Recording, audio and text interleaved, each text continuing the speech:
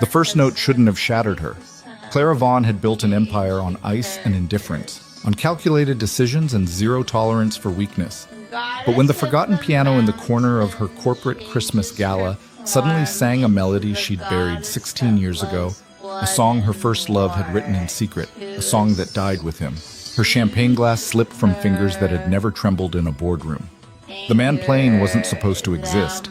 The song wasn't supposed to survive. And the way his hands moved across those keys, finishing phrases she thought were lost forever, meant everything she'd believed about her past was a lie. If you want to see where this story goes, if you want to know how a single song can unravel 16 years of carefully constructed walls, stay until the end, and comment below with your city so I can see how far this story travels. Now, let's begin. The 73rd floor of Vaughn Industries gleamed like a declaration of war against warmth. Every surface reflected cold December light. Marble floors polished to mirrors, chrome fixtures catching the glow of a Christmas tree so geometrically perfect it might have been designed by architects rather than decorated with love. Clara Vaughn had approved every detail of the corporate holiday gala with the same ruthless efficiency she brought to quarterly earnings reports. The tree's branches held exactly 200 silver ornaments, each placed with mathematical precision. The catering staff had been drilled on timing until they moved like clockwork. Even the background music, piped in through invisible speakers, had been selected for its inability to provoke emotion. Nothing in Clara's world was left to chance. Nothing was allowed to make her feel. She stood now at the floor-to-ceiling windows overlooking the glittering sprawl of the city, a champagne flute held loosely in one hand, her reflection sharp against the darkness beyond the glass. At 34, Clara Vaughn was everything the business magazine said she was: brilliant, beautiful, and utterly untouchable.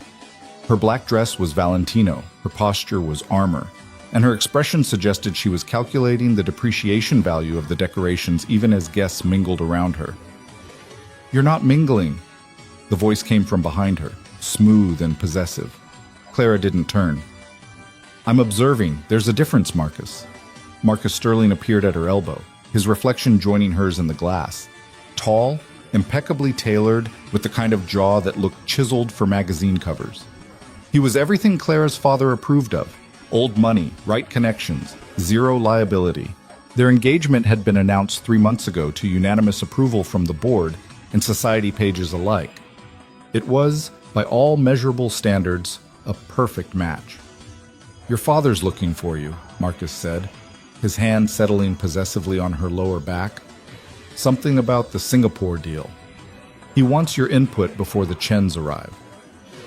"Of course he does." Clara took a sip of champagne that tasted like expensive nothing. "Tell him I'll be there in 5 minutes." Marcus hesitated, his grip tightening slightly.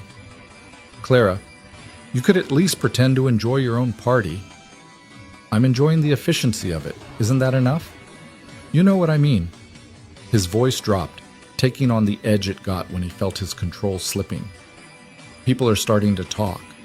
The Ice Queen CEO who can't even smile at her own Christmas party. It's not a good look." Clara finally turned to face him, her expression unchanged. "I didn't build this company on good looks, Marcus. I built it on result." "You built it on your father's legacy," Marcus corrected quietly. "Let's not pretend otherwise." The words should have stung. Once they might have, but Clara had heard variations of that truth her entire life. From competitors, from business rivals, from her own father in moments of brutal honesty. She'd learned to wear it like the dress she'd chosen tonight, beautiful, expensive, and utterly impenetrable. "Then I suppose I should go preserve that legacy," she said, setting down her champagne. 5 minutes, you said?" But before Marcus could respond, a sound cut through the carefully curated atmosphere of the party. A single piano note, slightly flat, coming from the far corner of the reception hall. Clara's head snapped around. There was an old Steinway in that corner, a relic from when this floor had been the executive lounge in her grandfather's era. It had been draped with a white cloth and relegated to the status of furniture, a surface for guests to set their drinks. No one had played it in years. The thing was probably hideously out of tune. A second note followed the first, then a third. Someone was actually playing the forgotten piano. "Who the hell?" Marcus started, but Clara was already moving, cutting through clusters of executives and their overdressed spouses with the focused intensity she usually reserved for hostile takeovers.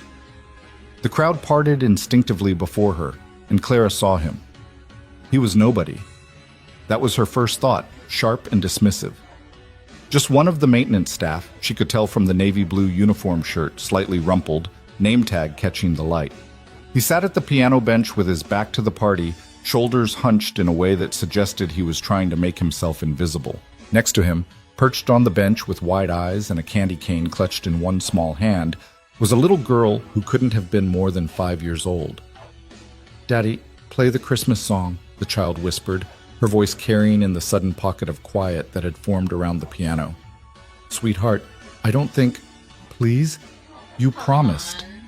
The man's hands hovered over the keys, hesitant. Clara could see them trembling slightly, and she felt a flash of irritation. Some maintenance worker using her corporate event as a playground for his daughter, treating a valuable instrument like a toy. She opened her mouth to have security escort them out. Then his fingers touched the keys, and the world stopped. The first phrase was simple, just a gentle descending melody, the kind a parent might play to lull a child to sleep. But there was something in the way the notes fell, something in the spaces between them, that made every conversation in the room falter. The melody was beautiful, yes, but it was also heartbreaking in a way Clara couldn't immediately name. She found herself frozen 3 feet from the piano, champagne forgotten, Marcus's hand falling away from her arm. The little girl leaned against her father's shoulder, eyes drifting closed, completely trusting. And the man kept playing, his hands moving with increasing confidence across keys that should have been too damaged to sound this clear. The melody built, each phrase leading naturally to the next, and Clara felt something dangerous stirring in her chest. Something she'd spent 16 years ensuring stayed buried. Recognition. No, it wasn't possible. The melody shifted, moving into a bridge section that made Clara's breath catch. She knew this song. She knew every note of it, had memorized it in the stolen hours of a relationship she'd thought was love, back when she was 18 and stupid enough to believe in fairy tales. Daniel had written this for her. Daniel Chen, the brilliant composition student she'd met during her 1 semester of freedom before her father had dragged her back into the family business. Daniel, who died in a car accident 3 weeks before graduation, taking with him the only version of this song that had ever existed. He'd never recorded it, never finished it, never even given it a proper name. It had existed only in the moments when he'd played it for her, sitting at the battered upright in the campus music building, his hands moving across keys the same way this stranger's hands were moving now. Exactly the same way. Clara's vision blurred. The room felt too hot, too bright, too full of people who suddenly seemed very far away. The song continued, phrase after impossible phrase, and she realized with growing horror that the stranger wasn't just playing Daniel's unfinished composition. He was completing it. The melody moved into sections she'd never heard before, developments that felt inevitable and perfect, like they'd always been waiting to be played. The little girl had fallen asleep against her father's shoulder, candy cane slipping from her fingers. But the man kept playing, lost in the music, his eyes closed now, his whole body swaying slightly with the melody. There was something in his face, some deep well of grief and longing that made Clara's carefully constructed walls crack. This wasn't just a song to him. It meant something. It cost something. The final phrase hung in the air like a question. Then the man's hands lifted from the keys, and the silence that followed was absolute. For 3 heartbeats, no one moved. Then the applause started. Hesitant at first, then building as the spell broke and the party remembered how to react to beauty. But Clara didn't applaud. She couldn't. She was staring at the man's back, at the name tag she could now read clearly. Evan Brooks, maintenance. He turned slightly, carefully shifting his sleeping daughter in his arms, and Clara finally saw his face. He was maybe 35, with dark hair that needed cutting and the kind of tired eyes that spoke of too many double shifts and not enough sleep. There was a scar on his left hand. She could see it now, running from his wrist to his knuckles, the kind of mark that came from serious injury. His face was unremarkable, the kind you'd pass in a hallway without noticing, except for his eyes. When they met Clara's across the piano, there was something in them that made her forget how to breathe. That was quite something. Marcus's voice cut through the moment like a knife. He'd appeared at Clara's side, his hand reclaiming its position on her back, his tone carrying just enough condescension to remind everyone of the social hierarchy at play. Though I have to question whether the maintenance staff should be using valuable company property for personal entertainment. The man, Evan, went very still. The little girl stirred against his shoulder but didn't wake. "I apologize," Evan said quietly, his voice rough, like he didn't use it often. She asked me to play something. I didn't think..." "Clearly not." Marcus's smile was sharp. "But then, thinking isn't really in your job description, is it?" Several nearby guests laughed, the kind of polite, uncomfortable laughter that people offer when someone with power makes a joke at someone else's expense. Clara felt something ugly twist in her stomach, but she couldn't seem to make herself move, couldn't make herself speak. She was still trapped in the echo of that song, in the impossible reality of its existence. Evan's jaw tightened. He stood carefully, cradling his daughter, his movements precise and controlled. "You're right. I apologize for the disruption, Mr. Sterling. It won't happen again." "See that it doesn't." Marcus turned to Clara, his hand sliding to her waist. "Darling, your father's still waiting. We should..." "Where did you learn that song?" The words came out before Clara could stop them, sharp and demanding. Every head in the immediate vicinity turned toward her. Marcus's hand tightened warningly on her waist, but Clara ignored him, taking a step toward Evan. "The song you just played, where did you learn it?" Evan's expression shuddered completely. "I don't know what you mean." "Don't lie to me." Clara's voice had taken on the edge she used in boardrooms, the tone that made executives twice her age scramble to comply. "That melody, that specific composition, where did you learn it?" "Clara," Marcus's voice carried a warning. "This is hardly the time." "I wrote it," Evan said quietly. His eyes met Clara's again, and this time there was something defiant in them, something that refused to back down despite the obvious power imbalance. "I wrote it a long time ago, for someone who didn't know I existed." The air went out of Clara's lungs. "That's impossible," she whispered. "Daniel wrote that song. Daniel Chen, he..."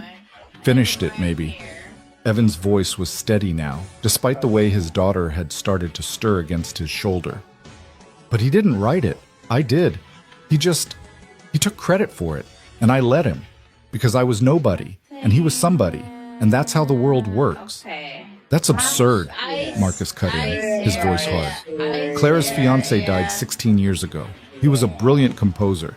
And you expect us to believe that some maintenance worker..." "I wasn't always maintenance," Evan said. And there was something broken in his voice now, something that made Clara's chest ache. "But yeah, you're right. I'm nobody. I shouldn't have played it. I definitely shouldn't have said anything. My apologies, Ms. Vaughn." He turned to leave, but Clara's hand shot out, catching his arm. The contact was electric, sending a jolt through her that had nothing to do with static, and everything to do with the way his eyes widened, the way his breath caught. "Wait," she said. "I need to know." "Clara, let him go." Marcus's voice had turned cold. "You're making a scene." She was. Clara could feel the eyes on her, could sense the whispered conversations starting around the edges of the crowd. The Ice Queen CEO publicly confronting maintenance staff. The headlines practically wrote themselves, but she couldn't let go. Not yet. Not when the song that had haunted her for 16 years was suddenly real again, suddenly here in the form of this impossible stranger.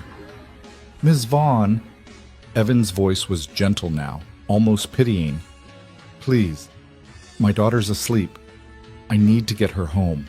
And you need to get back to your party, your world." This was a mistake. He pulled free from her grip with surprising gentleness, adjusted his daughter in his arms, and walked away. Clara watched him go, watched him navigate through the crowd that parted for him with the same instinctive deference they'd shown her, but for entirely different reasons. They moved for her because she was powerful. They moved for him because he was invisible. "Well," Marcus said, his voice tight with barely controlled anger. "That was certainly dramatic." Clara turned to find him watching her with eyes that had gone cold and calculating. Around them, the party was trying to resume its previous rhythm, but there was a new current of gossip running beneath the surface. She could feel it, could see it in the sidelong glances and quickly averted eyes. "I need to know where he learned that song," Clara said, her voice steadier than she felt. "Why?" Marcus's hand on her waist had become almost painful. "What does it matter? Some maintenance worker claiming he wrote your dead boyfriend's composition? It's absurd, Clara. More than that, it's pathetic. He's obviously lying to get attention or money, or he wasn't lying." The words came out flat, certain. Clara didn't know how she knew, but she did. There had been something in Evan's eyes, something in the way he'd played those notes. Grief. Loss. The kind of pain you couldn't fake. "You can't be serious," Marcus stepped in front of her, forcing her to meet his eyes. "Clara, think about what you're saying. Think about what this looks like. You're going to throw away your reputation, your credibility, because some janitor played a song? He's not a janitor. He's maintenance, and he's nobody." Marcus's voice rose sharply, then immediately dropped as he remembered where they were. When he spoke again, his words were carefully controlled, each one precisely placed. "He's nobody, Clara. And you're Clara Vaughn. You don't chase after maintenance workers at your own corporate events. You don't make scenes, and you certainly don't publicly question whether your dead fiancé might have plagiarized his work. Daniel wasn't my fiancé. We dated for 3 months 16 years ago. Long enough for him to write you a song. Long enough for you to spend the next decade and a half comparing every man to a ghost." Marcus's eyes were hard now. "I've been patient with that, Clara. I've understood. But this is too far." Clara opened her mouth to respond, but her father's voice cut across the tension. "Clara, a word." Richard Vaughn materialized beside them, his expression carved from granite. At 67, he was still formidable. Tall, silver-haired, with eyes that could reduce board members to stammering apologies. He'd built Vaughn Industries from his father's mid-sized manufacturing company into a global industrial empire. And he'd done it, Clara knew, by never allowing emotion to cloud his judgment. "Father, not here." Richard's hand closed on her elbow, his grip firm. "Marcus, entertain the Chens. Clara and I need to discuss something in private." It wasn't a request. Marcus's jaw tightened, but he nodded, releasing Clara's waist with obvious reluctance. "Of course, sir. Clara will continue this conversation later." Richard guided Clara through the party with the same efficient determination he brought to everything, navigating around clusters of guests with barely a pause for polite acknowledgments. They ended up in Clara's private office, a glass-walled space at the far end of the floor, overlooking the city. The moment the door closed behind them, Richard released her arm and turned to face her with an expression that could freeze steel. "What the hell was that?" Clara had been expecting anger. She wasn't prepared for the ice in his voice, the barely controlled fury that suggested she'd crossed a line she hadn't even known existed. "A maintenance worker played a piano at my party," she said carefully. "I asked him where he learned the song, that's all." "That's all?" Richard's laugh was sharp. "That's all," she says. "Clara, do you have any idea what you just did? In front of 3 board members, 2 major investors, and half the city's business press?" "I asked a question." "You made a spectacle." Richard's voice rose, then immediately dropped again. He never shouted. That would be undignified. But his words could cut deeper than any raised voice. "You publicly challenged the legacy of Daniel Chen, son of our most important business partner in Asia. You suggested that some nobody with a piano might have written the work we've credited to Daniel for the past 16 years. Do you understand the implications of that?" Clara felt something cold settle in her stomach. "The Chens are in this building right now, yes. Attending your party, preparing to sign a deal worth $200 million. A deal that depends on good faith, on trust, on the relationship between our families." Richard moved to the window, his silhouette sharp against the city lights. "A relationship that you just jeopardized because you heard a song and decided to chase after the janitor who played it. He said he wrote it, Father. Daniel's song, the one we all thought. I don't care if he said he wrote the complete works of Shakespeare." Richard turned, and Clara saw something in his eyes she'd rarely seen before. Genuine fear. "Clara, listen to me. The Chens lost their son 16 years ago. Losing Daniel nearly destroyed that family. The only thing that gave them comfort was his music, his legacy as a brilliant composer. We've honored that legacy. We've supported musical scholarships in his name. We've built an entire foundation around his work. But if he didn't actually write, it doesn't matter. The words came out sharp, final. Clara, you're a brilliant businesswoman. Act like one. Think about what you're suggesting. If it became public knowledge that Daniel Chen's most famous composition was actually written by some maintenance worker, some nobody who was too weak or too stupid to claim credit for his own work, what would that do? To the Chen family? To our relationship with them? To the foundation, the scholarships, everything we've built? Clara felt the walls closing in. You want me to pretend I didn't hear that song? Pretend I don't know? I want you to remember who you are. Richard crossed the room, his hands settling on her shoulders. His grip was firm, paternal, and utterly unyielding. You're Clara Vaughn. You're about to marry Marcus Sterling, uniting two of the most powerful families in this city. You're on track to take over this company when I retire. You have everything, Clara. Everything. Don't throw it away because some music triggered a memory of a college romance that ended 16 years ago.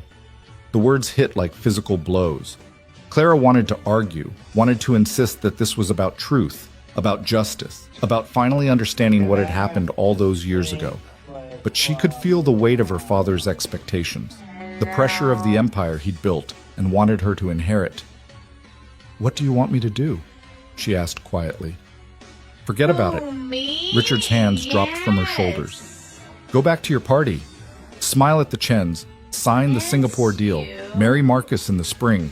Live the life you were born to live. And the song? The man who played it? Is irrelevant. Richard moved toward the door, then paused. Clara, I've given you everything. The best education, the best opportunities, a position in this company that you've more than earned. But there are prices to pay for the life we lead. Sometimes those prices involve letting go of things that don't serve our interest. Surely you've learned that by now. He left without waiting for an answer. Clara stood alone in her office, surrounded by glass and steel and the glittering evidence of her success, and felt more trapped than she'd ever felt in her life. The party continued without her. Through the glass walls, she could see the crowd swirling, champagne flowing, deals being made, and alliances being forged. Marcus was visible near the windows, charming the Chens with the practiced ease that made him so valuable. Her father had rejoined the group, his hand on Mr. Chen's shoulder, every inch the gracious host. Clara's reflection stared back at her from the window, elegant, composed, perfectly controlled. The Ice Queen, they called her. The woman who never cracked, never broke, never let emotion dictate her decisions. But her hands were shaking. She pulled out her phone, pulled up the company directory, and typed in a name, Evan Brooks. The entry was minimal. Employee ID number, Department Facilities Maintenance. Start date, 7 years ago. Emergency contact, Sophie Brooks, daughter, age 5. No spouse listed. Address in a neighborhood Clara knew only by reputation. The kind of area where rent was cheap and dreams went to die. 7 years in maintenance. Before that, nothing. Like he'd appeared fully formed, already broken. Clara's finger hovered over the screen. She could call security, have them pull his file, find out everything about him. She had that power.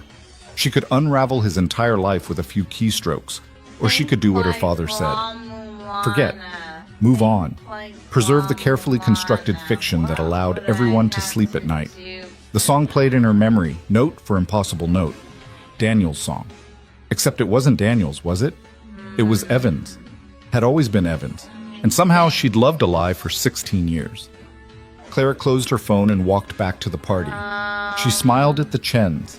She accepted Marcus's arm around her waist. She toasted to successful partnerships and profitable futures. She played her role perfectly, the way she'd been trained to do since childhood. But later, when the last guest had left and the catering staff was packing up, and Marcus was checking his phone near the elevator, Clara found herself standing by the piano again. Someone had already covered it with the white cloth, transforming it back into furniture, into something decorative and purposeless. She reached out and lifted one corner of the cloth. The keys were old, yellowed, some of them chipped. This piano had lived a life before being relegated to this corner. It had been played by hands that loved it, that knew its voice, that understood how to coax beauty from aging wood and tarnished strings. Clara pressed one key, very gently. The note sang out, slightly flat but still clear, still beautiful. "Ready to go?" Marcus's voice made her jump. She dropped the cloth, turned to find him watching her with an expression she couldn't quite read. "The piano needs tuning," she said, because she had to say something. "The piano needs to be removed." Marcus moved closer, his hands sliding into his pockets. "Clara, we need to talk about tonight, about what happened." "Nothing happened." "Exactly." His eyes were steady on hers. "Nothing happened because you're too smart to let it.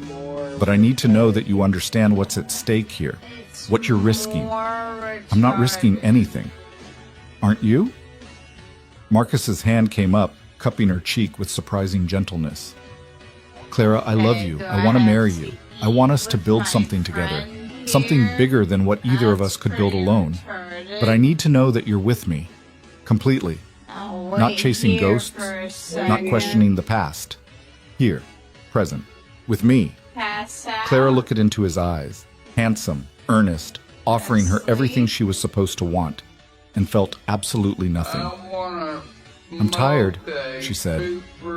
"Can we talk about this tomorrow?" Something flickered across Marcus's face. Disappointment, maybe, or suspicion. But he nodded, dropped his hand, stepped back. "Tomorrow, then. I'll call you." He kissed her cheek, a chaste brush of lips that felt more like a business transaction than affection, and left. Clara listened to his footsteps recede, listened to the elevator doors close, listened to the building settle into silence around her. Then she pulled out her phone again and looked at Evan Brooks's address. She shouldn't go there. She knew she shouldn't. There were 100 reasons not to. Professional, personal, practical. Her father was right. Marcus was right. This was madness. But the song wouldn't stop playing in her head.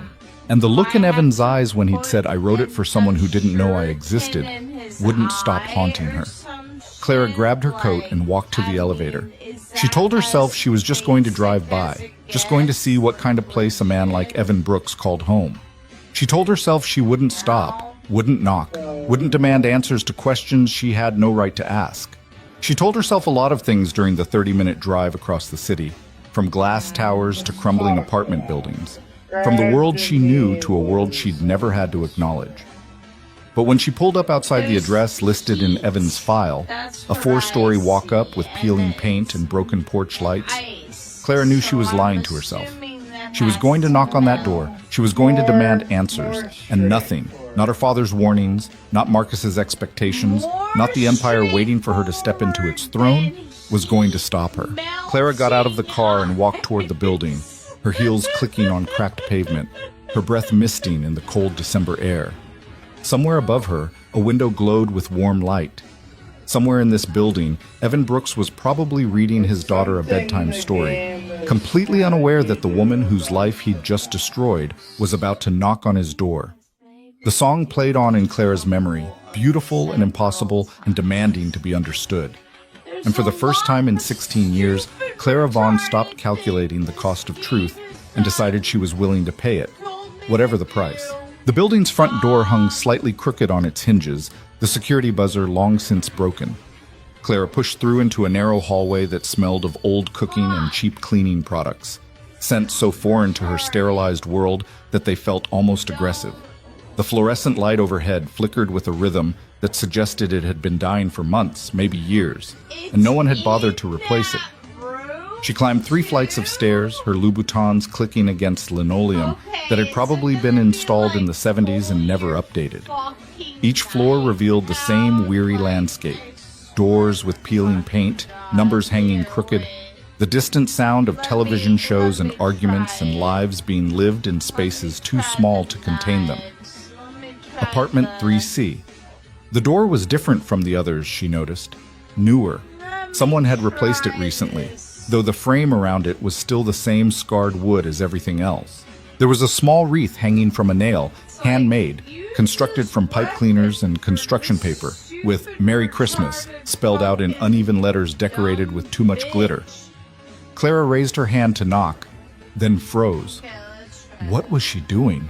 What possible explanation could she give for showing up at a maintenance worker's apartment at 11 o'clock on Christmas Eve? What right did she have to demand answers, to insert herself into this man's life just because a song had triggered memories she'd thought were buried? But her knuckles hit the door anyway, 3 sharp raps that seemed to echo through the entire building. Footsteps. Heavy. Hesitant. Then Evan's voice muffled through the door. "Who is it?" "Clara Vaughn." Silence. Long enough that Clara wondered if he was going to pretend he wasn't home, wasn't standing just on the other side of this door, trying to decide if opening it was worth the risk. The door swung inward. Evan had changed out of his uniform into jeans and a faded thermal shirt, his feet bare against cheap laminate flooring. His hair was damp, like he'd just showered, but it was his eyes that stopped Clara. They held the same wariness she'd seen in the faces of companies she was about to acquire, the look of someone who knew they were outmatched and out of options. "Ms. Vaughn," his voice was carefully neutral. "I don't think this is appropriate." "Neither do I." Clara's hands tightened on her purse. "But I need to know about that song. I need to understand how you—" "My daughter's asleep." Evan's hand remained on the door, his body blocking the entrance. "And I think I made myself clear at your party. That was a mistake. I shouldn't have played. I definitely shouldn't have said anything. Can we just leave it at that?" "No?" The word came out sharper than Clara intended. "No, we can't. Because that song, the one you played tonight, was written for me 16 years ago by a man named Daniel Chen. Except apparently he didn't write it.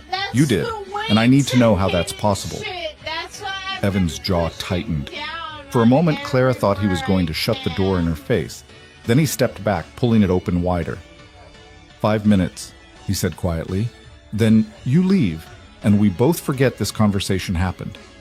The apartment was small, maybe 600 square feet divided into a cramped living room, a kitchenette, and what Clara assumed were 1 or 2 bedrooms beyond a narrow hallway. But it was clean, almost obsessively so, and filled with the kind of carefully managed chaos that spoke of a single parent doing their best. Children's drawings covered the refrigerator. A small Christmas tree sat in the corner, its ornaments clearly homemade. Books were stacked everywhere, on shelves, on the coffee table, beside a worn armchair that faced a television so old it probably still had a VCR. Through an open doorway, Clara could see into a bedroom where a little girl slept in a bed shaped like a princess carriage, a nightlight casting soft shadows across walls painted pale pink. "She's beautiful," Clara said, because she didn't know how else to start. "Yes," Evan's voice carried a warmth it hadn't held before. "She's everything." He moved to the kitchenette, began making coffee without asking if Clara wanted any. His movements were efficient, practiced, the routine of someone who'd done this 1,000 times. Clara remained standing in the middle of the living room, suddenly aware of how out of place she was. Her designer dress, her expensive jewelry, her entire existence a jarring contrast to this world of second-hand furniture and carefully counted pennies. "I went to Juilliard," Evan said finally, his back still to her. "Full scholarship, piano performance. I was good. Not great, but good enough that people noticed. Good enough that I thought I might actually make something of myself."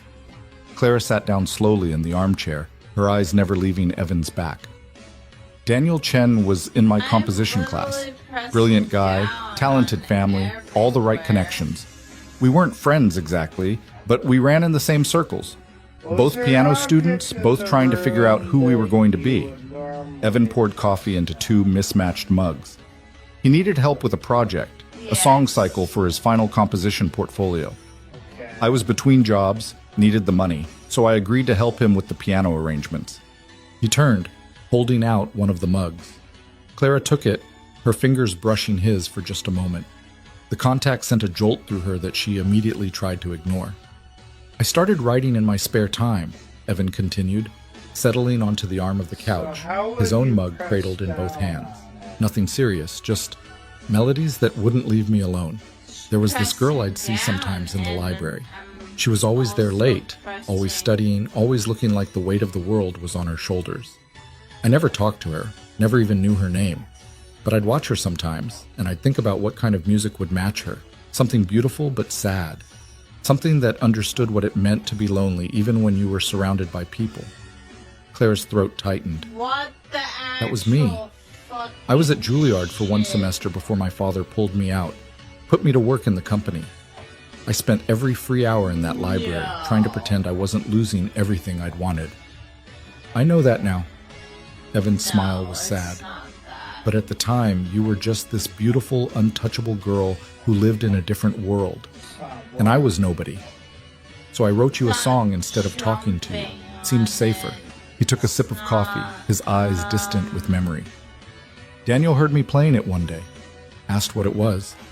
I told him it was just something I was working on, nothing important.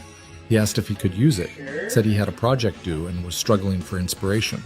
I said, sure, why not? I didn't think it mattered. It was just a melody, just notes on a page.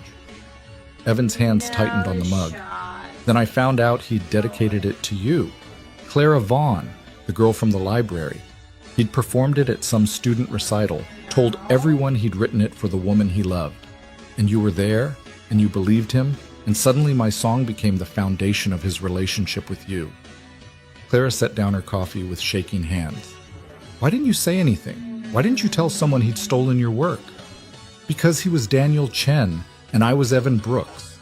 Because his father could make one phone call and destroy any chance I had at a career in music. Because I was a scholarship kid from nowhere, and he was legacy, connections, future. No. Evan's voice had gone flat. Because in that world, Ms. Vaughn, nobody cares about who actually wrote the song. They care about who has the power to claim it. That's not true. If you had proof, if you could have shown... I had notebooks full of drafts. I had the original composition, every version of it, every change I'd made. You know what Daniel's father said when I finally worked up the courage to confront them? Evan stood abruptly, moved to the window overlooking the street. He said that if I made trouble, he'd ensure I never worked in music again. Not performing, not teaching, not even selling instruments in some strip mall. He'd destroy me. And then he offered me $20,000 to sign a document saying I'd been Daniel's assistant, that any work I'd done was under his direction and belonged to him. Clara felt sick. You took the money. I needed it. Evan's voice was barely above a whisper. My mother was sick. Cancer. We had no insurance, no savings, no options. $20,000 bought her 6 more months of treatment. 6 months where she wasn't in constant pain, where she could actually enjoy what was left of her life. So yes, Ms. Vaughn, I took the money. I signed the papers. I let Daniel Chen claim credit for my work, and I've lived with that choice every day since. The silence that followed was broken only by the distant sound of sirens outside, the city's constant reminder that suffering never slept. Daniel died 3 weeks before graduation, Clara said quietly. Car accident. He was driving back from visiting his parents when he lost control. The police said he fell asleep at the wheel.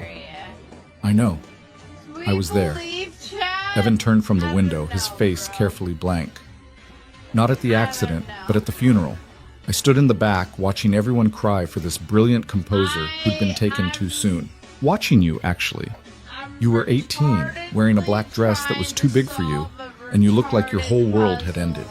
The Chen started a foundation in his name, scholarships for young composers, all based on work that included my melody, my composition, my grief turned into something I could never claim. And you just let it happen. For 16 years, you let everyone believe a lie. What was I supposed to do? Evan's composure cracked, anger flashing in his eyes for the first time. His family had just lost their son. You'd lost someone you loved. The foundation was helping real students, making real differences in their lives. Was I supposed to destroy all of that because I wanted credit for a song? Because I couldn't let go of my ego? It wasn't about ego, Clara stood, her own anger rising to match his. It was about truth, about ownership, about not letting powerful people steal from those who can't fight back. You really believe that? Evan laughed, a harsh sound without humor. You, Clara Vaughn, Standing in my apartment in your dress that probably cost more than I make in 6 months, lecturing me about fighting back against powerful people? Your father built his empire on exactly the kind of decisions I made. Taking shortcuts, sacrificing the powerless, crushing anyone who got in his way. The only difference is he never had to sign away his dignity for $20,000. He just took what he wanted and dared anyone to stop him. The words hit like a slap. Clara wanted to deny them, wanted to defend her father, her family, the empire she'd spent her life building. But something in Evan's eyes stopped her. A recognition of something she'd always known but never acknowledged. "You're right," she said quietly. "About all of it. My father, Vaughn Industries. We've made compromises that would horrify most people. But that doesn't change what happened to you, what they did to you. They didn't do anything to me that I didn't allow." Evan moved back to the couch, suddenly looking exhausted. "After my mother died, I tried to rebuild my career. Got a few teaching positions, some session work, enough to get by. Then 7 years ago, I was working as a piano technician for a concert hall.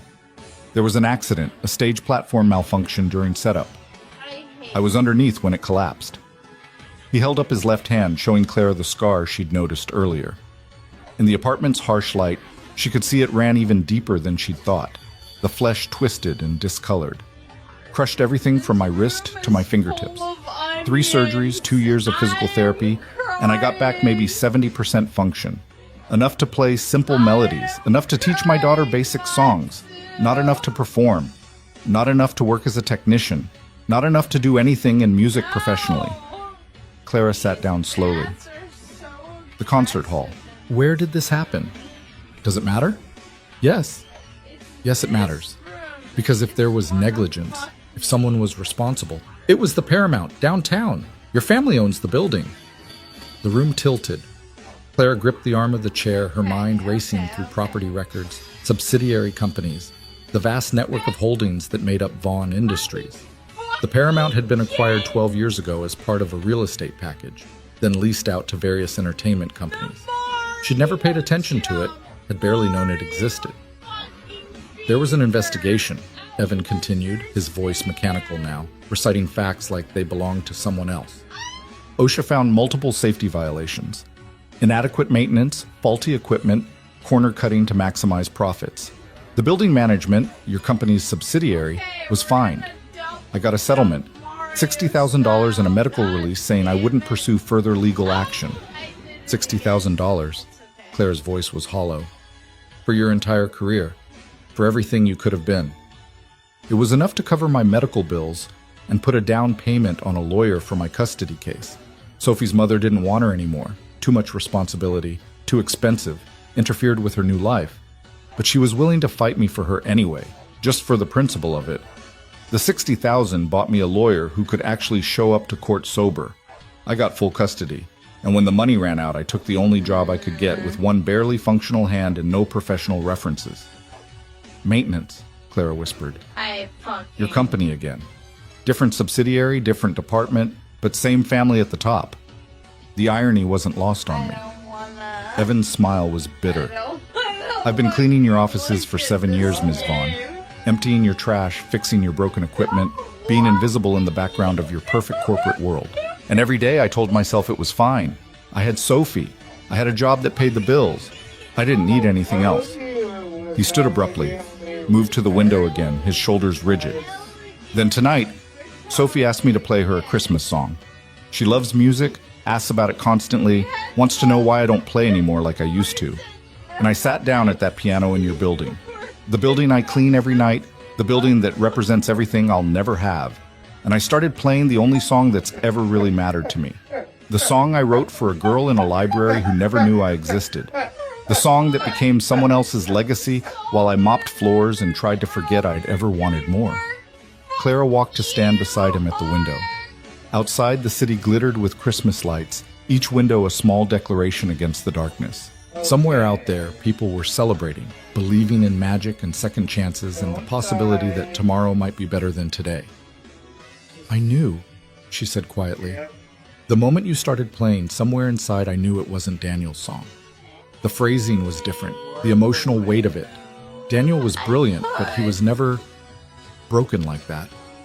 He never understood what it meant to want something so badly it hurt to breathe. But you do. That song, it's full of that pain, that longing. Evan's reflection in the window showed eyes that had gone very bright. What was that? You loved him. I loved the idea of him, the romance of it. The talented composer who wrote me a song, who saw me as something more than just Richard Vaughn's disappointing daughter. But I was 18 and I was desperate for someone to choose me for myself rather than for what I represented. When he died, I turned that relationship into something more than it ever was. A perfect love story cut tragically short. Clara's laugh was hollow. I've spent 16 years comparing every man to a memory that was never real to begin with. And everyone let me, because it was easier than admitting the truth. What truth? That Daniel Chen was a thief. That my father knew it and didn't care because the Chen family was too valuable to alienate. That I built an entire romantic mythology around a song that was stolen from someone who actually understood what I was feeling. Clara turned to face him directly. You saw me, Evan, in that library all those years ago. You saw the loneliness, the weight, the feeling of being trapped in a life I never chose. And you wrote me a song about it. Not Daniel. You. Evan's hand came up slowly, his scarred fingers hovering near her face but not quite touching. I was invisible to you. I was invisible to everyone. And maybe that was safer. Because if you'd actually seen me, if you'd actually known me, you would have realized I had nothing to offer. No family connections, no money, no future that could possibly match yours. The song was the best of me, the only thing worth giving you, and I couldn't even keep that. You kept it tonight. Clara's voice was barely a whisper. You played it. You finished it. After 16 years, after everything that's happened, you still remembered every note. I never forgot. His hand dropped. That's the thing about writing something from your soul, Ms. Vaughn. It doesn't matter if someone else claims it. It doesn't matter if the world forgets you made it. It's still yours. It lives in you. And every time I hear it, every time I think about it, I'm back in that practice room at Juilliard watching you through the window, trying to find notes that could somehow express what I didn't have words for. A sound from the bedroom made them both turn. Sophie appeared in the doorway, clutching a stuffed rabbit, her eyes squinting against the light. Daddy? Who's the pretty lady? Evan immediately moved to his daughter, scooping her up with practiced ease, despite the limits of his damaged hand. Just someone from work, sweetheart. Go back to sleep. Did she like your song? Sophie's head rested against his shoulder, her words slightly slurred with exhaustion. Everyone always likes your songs. Not everyone, Bug. Not the people who matter. Sophie pulled back to look at her father with the devastating clarity only children possess. I matter, and I like them. So there. Despite everything, Clara found herself smiling. She's right, you know. That's pretty irrefutable logic.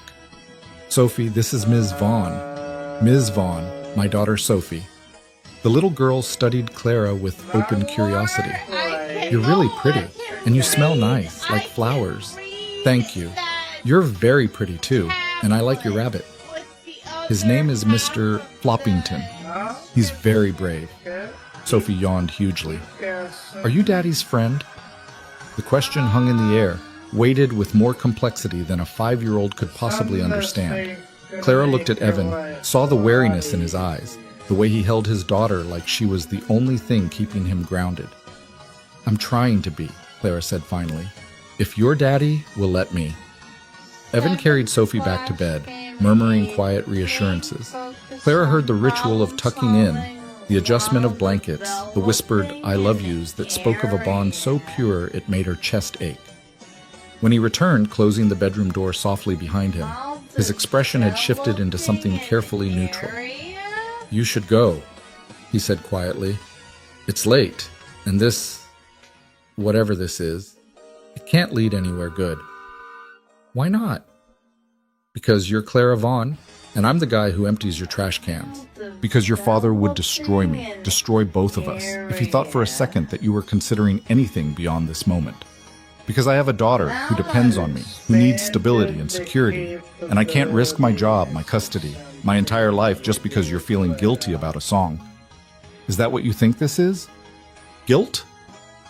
Evan moved closer, and Clara could see the exhaustion in every line of his face. What else could it be? You heard a melody that reminded you of your dead boyfriend, found out the story wasn't what you thought, and now you're trying to... What? Make amends? Set the record straight? Ease your conscience? I'm trying to understand what I threw away. The words came out raw, unplanned. I'm trying to understand how I spent 16 years mourning the wrong person, building my entire emotional life around a lie while the truth was cleaning my office floors. I'm trying to understand how the universe could be cruel enough to put you in my building, in my world, for 7 years, and I never saw you, never knew you existed. Maybe you weren't supposed to see me. Maybe some people are meant to stay invisible. Stop saying that. Clara closed the distance between them, her hands coming up to grip his arms. Stop acting like you deserve to be erased. You wrote a song that's haunted me for 16 years.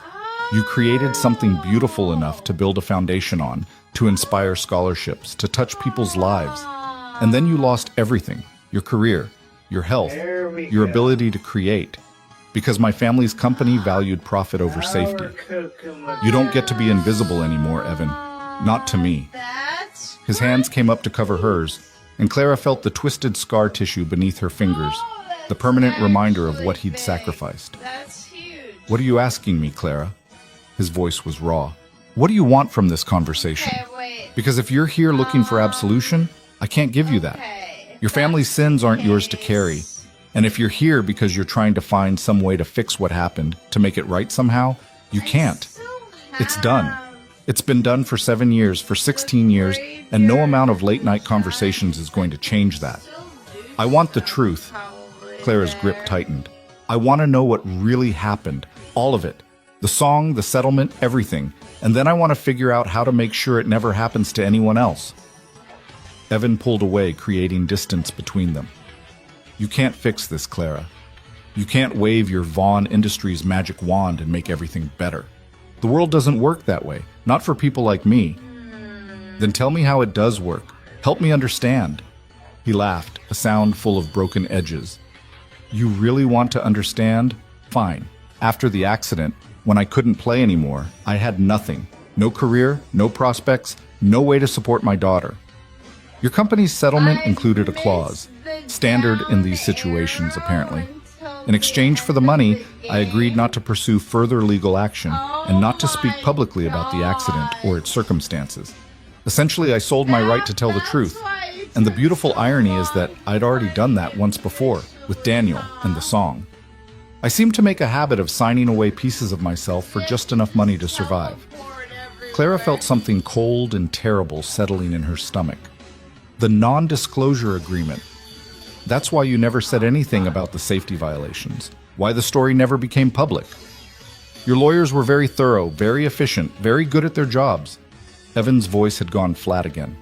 And I signed because I had a 2-year-old daughter and no other options. Because $60,000 was more money than I'd ever seen, and it meant I could fight for custody without losing everything. Because sometimes survival means swallowing your pride and accepting that justice is a luxury you can't afford. I'll break it. The words came out fierce, certain. The NDA. I'll have our legal department void it, claim it was signed under duress, find some loophole. You'll be free to tell your story, to... And then what? Evan cut her off, his eyes blazing. I go public with the fact that Vaughn Industries prioritized profits over safety, that their negligence destroyed my career. What do you think happens next, Clara? You think the company just accepts that? You think your father sits back and lets his reputation get dragged through the mud by a former maintenance worker with an axe to grind? He doesn't control me, doesn't he? Evan moved back to the window, his shoulders rigid. You showed up at my apartment at 11 o'clock on Christmas Eve because of a song. Where do you think you'll be tomorrow morning when your father calls demanding to know why you're not at the family breakfast? When Marcus wants to know why you disappeared after the party? When the board starts asking questions about your judgment? You can't save me, Clara. And trying to will only destroy us both. The truth of his words hit like a physical blow. Clara sank back into the armchair, her head in her hands, feeling the weight of her entire life pressing down on her shoulders. He was right. Of course he was right. She could challenge her father, could fight against the machine she was part of, but the cost would be everything she'd built, her position in the company, her relationship with her family, the future she'd been groomed for since birth. But when she looked up, when she saw Evan standing at the window with defeat written in every line of his body, Clara realized something that terrified her more than any of her father's threats. She didn't care. About the company, about her reputation, about the carefully constructed life that suddenly felt like a beautiful prison. She cared about the truth. And she cared about the man who'd written her a song from the shadows and never expected anything in return. What if I don't want to be saved? Clara stood slowly. What if I'm tired of pretending that everything my family built was noble and good? What if I want to burn it all down and start over with something real? Evan turned, his expression caught between hope and fear. You don't know what you're saying, don't I? I've spent my entire adult life building an empire I never wanted, defending decisions I knew were wrong, becoming exactly what my father trained me to be. And tonight, I heard a song that reminded me who I used to be before all of this. A girl in a library who was desperately lonely and didn't know how to ask for help. A girl who would have given anything for someone to actually see her instead of the Vaughn name. She crossed the room until she stood directly in front of him. You saw me, Evan. 16 years ago, you saw me. And you wrote me something beautiful instead of using me or dismissing me or treating me like a stepping stone to something better. You gave me the best part of yourself and asked for nothing back.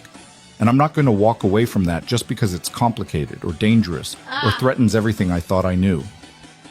Evan's hand came up, cupping her face with a gentleness that made Clara's breath catch. His scarred fingers traced her cheekbone, and she could feel them trembling. Clara, he whispered, her name a prayer and a warning. If you do this, if you actually try to fight back against your family, against the system that protects them, there's no going back. They'll destroy you. They'll take everything. Then I'll rebuild with nothing, like you did. I didn't rebuild. I survived. There's a difference. Clara's hands came up to cover his, holding them against her face. Then teach me how. Teach me what it means to choose truth over comfort. Show me how to be brave enough to let go of everything I never really wanted anyway. For a long moment, they stood there in the dim light of his living room, the city breathing around them, Sophie sleeping peacefully in the next room. And Clara felt something shift inside her, some fundamental transformation that had nothing to do with the song and everything to do with the recognition passing between them. This wasn't about romance. It wasn't about fixing the past or seeking redemption. It was about two people who'd been invisible to the world in different ways, finally seeing each other clearly. I need to go, Clara said finally, though she didn't move. But I'm coming back. Tomorrow? Or the next day? Or whenever you're ready to talk more. Because this conversation isn't over, Evan. Not by a long shot. Your father can wait. Clara stepped back, letting her hands fall. For the first time in my life, Richard Vaughn and his expectations can wait. She walked to the door, then paused with her hand on the knob. The song. The one you played tonight. It deserves to be finished properly. Recorded. Shared. Not as Daniel's legacy or anyone else's. As yours. Evan's expression was unreadable. That ship sailed a long time ago. Maybe. Or maybe it's just been waiting for the right moment. For someone who actually cared about the truth to hear it and refused to let it be buried. Clara opened the door. Merry Christmas, Evan. Thank you for the music. She left before he could respond, walking back down the 3 flights of stairs and out into the December cold.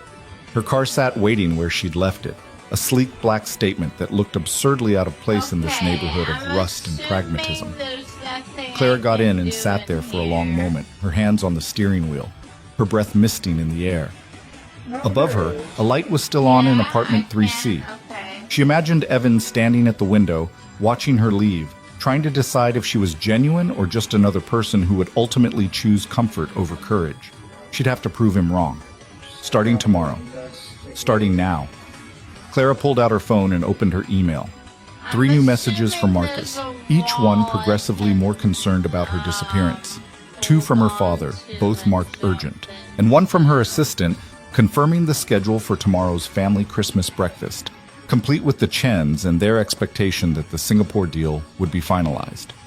She deleted them all. Then Clara composed a new message to her personal attorney, someone who owed loyalty to her rather than to Vaughn Industries. The subject line was simple. Need to review an NDA. Urgent. Confidential.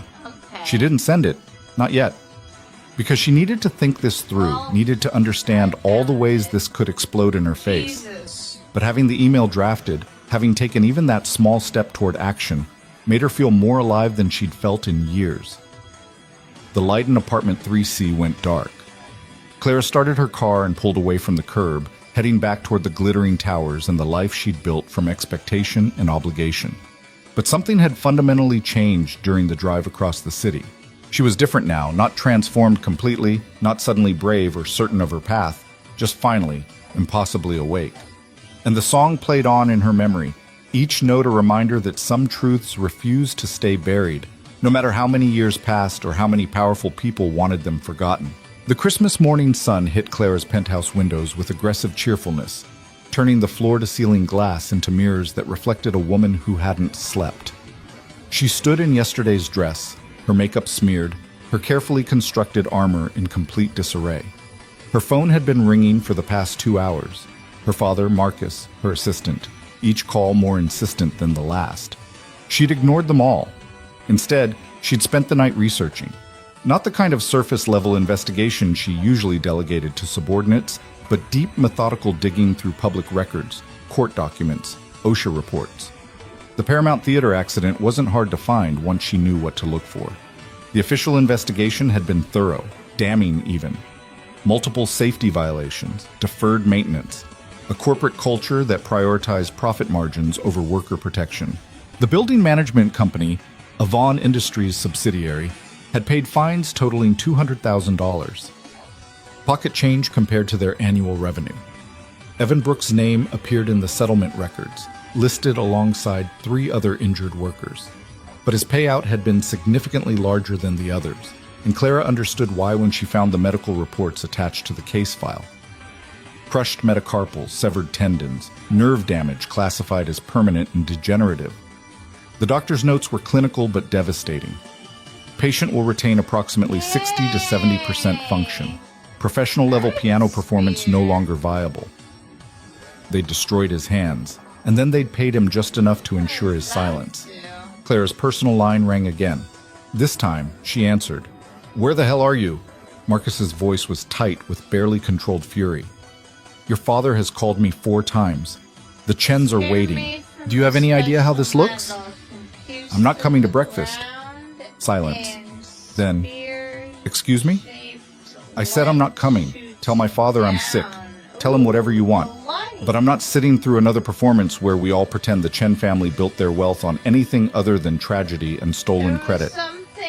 "Clara," Marcus's tone shifted, becoming the careful, measured voice he used when negotiating hostile deals. "I don't know what happened last night after the party, but you need to think very carefully about what you're doing. The Singapore contract can wait, or not. I don't particularly care anymore." "You don't care," Marcus laughed, but there was no humor in it. Clara Vaughn doesn't care about a $200 million deal. Clara Vaughn doesn't care about her family's business interests. What exactly happened between leaving the party and now that's made you lose your mind? "I heard a song, Marcus, and it woke me up." She hung up before he could respond, then immediately silenced her phone. The notifications kept coming, texts, emails, voicemails piling up like accusations. But Clara ignored them all. She had work to do, and for the first time in her life, it was work that actually mattered. Her personal attorney called back within an hour of receiving Clara's email. Jennifer Matthews had been Clara's legal counsel for 5 years, handling everything from contract reviews to the prenuptial agreement Marcus had insisted on. She was sharp, discreet, and expensive enough that her loyalty was assured. "The NDA you sent me," Jennifer said without preamble. "Where did you get it?" "From company files, 7 years old, signed by a former employee as part of an accident settlement." "Clara, this is a Vaughn Industries document. If you're asking me to challenge it, I need to know why. And I need to know if you've cleared this with your father or the board." "I haven't, and I won't. This is personal, Jennifer. Can you break it or not?" Jennifer was quiet for a long moment. "Technically, yes. There are several clauses that could be challenged as overly broad or potentially coercive. The settlement was signed without independent legal counsel present, which is questionable, and the amount, $60,000 for injuries this severe, could be argued as inadequate consideration for such extensive restrictions on speech. So we can void it. We can try, but Clara, you need to understand what you're asking for. Challenging this NDA means opening up the entire Paramount Theater case. It means publicity, potential litigation, exposure of company practices that were, let's say, less than ideal. Your father will fight you on this. The board will fight you. And if you lose, you won't just lose the legal battle. You'll lose everything else, too. Clara walked to the window, looking out at the city that had always seemed so firmly under her control. What if I'm willing to lose? Then you're either very brave or very foolish, possibly both. Jennifer's tone softened slightly. Clara, in the 5 years I've known you, I've watched you build an empire. You're brilliant, you're ruthless when necessary, and you've earned every bit of respect you command. But this, whatever this is, it will change everything. Are you absolutely certain it's worth it? No, Clara said honestly, but I'm certain that continuing to pretend it never happened isn't an option anymore. Find me the weakest points in that NDA and start drafting a letter of intent to challenge. You're going to need more than just legal strategy. You're going to need evidence, witnesses, a narrative that makes sense to people who don't know the backstory. This man, Evan Brooks, is he willing to fight? Because if he's not, if he decides his silence is worth more than vindication, this whole thing falls apart. Clara thought about Evan standing in his small apartment, his daughter asleep in the next room, his entire life balanced on the razor's edge of survival. I don't know, but I'm going to find out.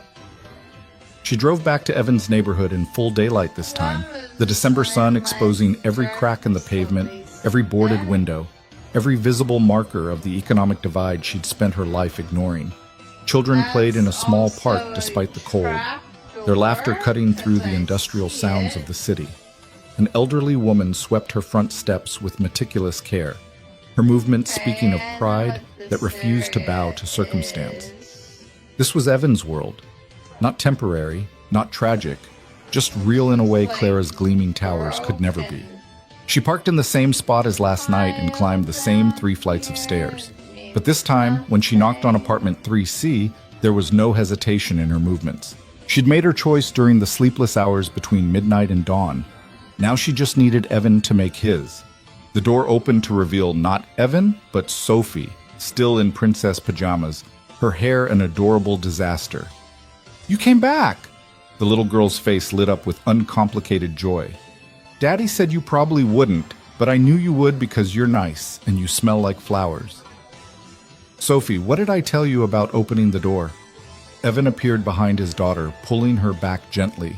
His eyes met Clara's with an expression caught between resignation and something that might have been hope. "I'm sorry, she's too friendly for her own good." "It's fine. I like friendly." Clara crouched down to Sophie's level.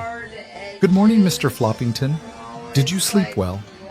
Sophie held up the stuffed rabbit with solemn importance.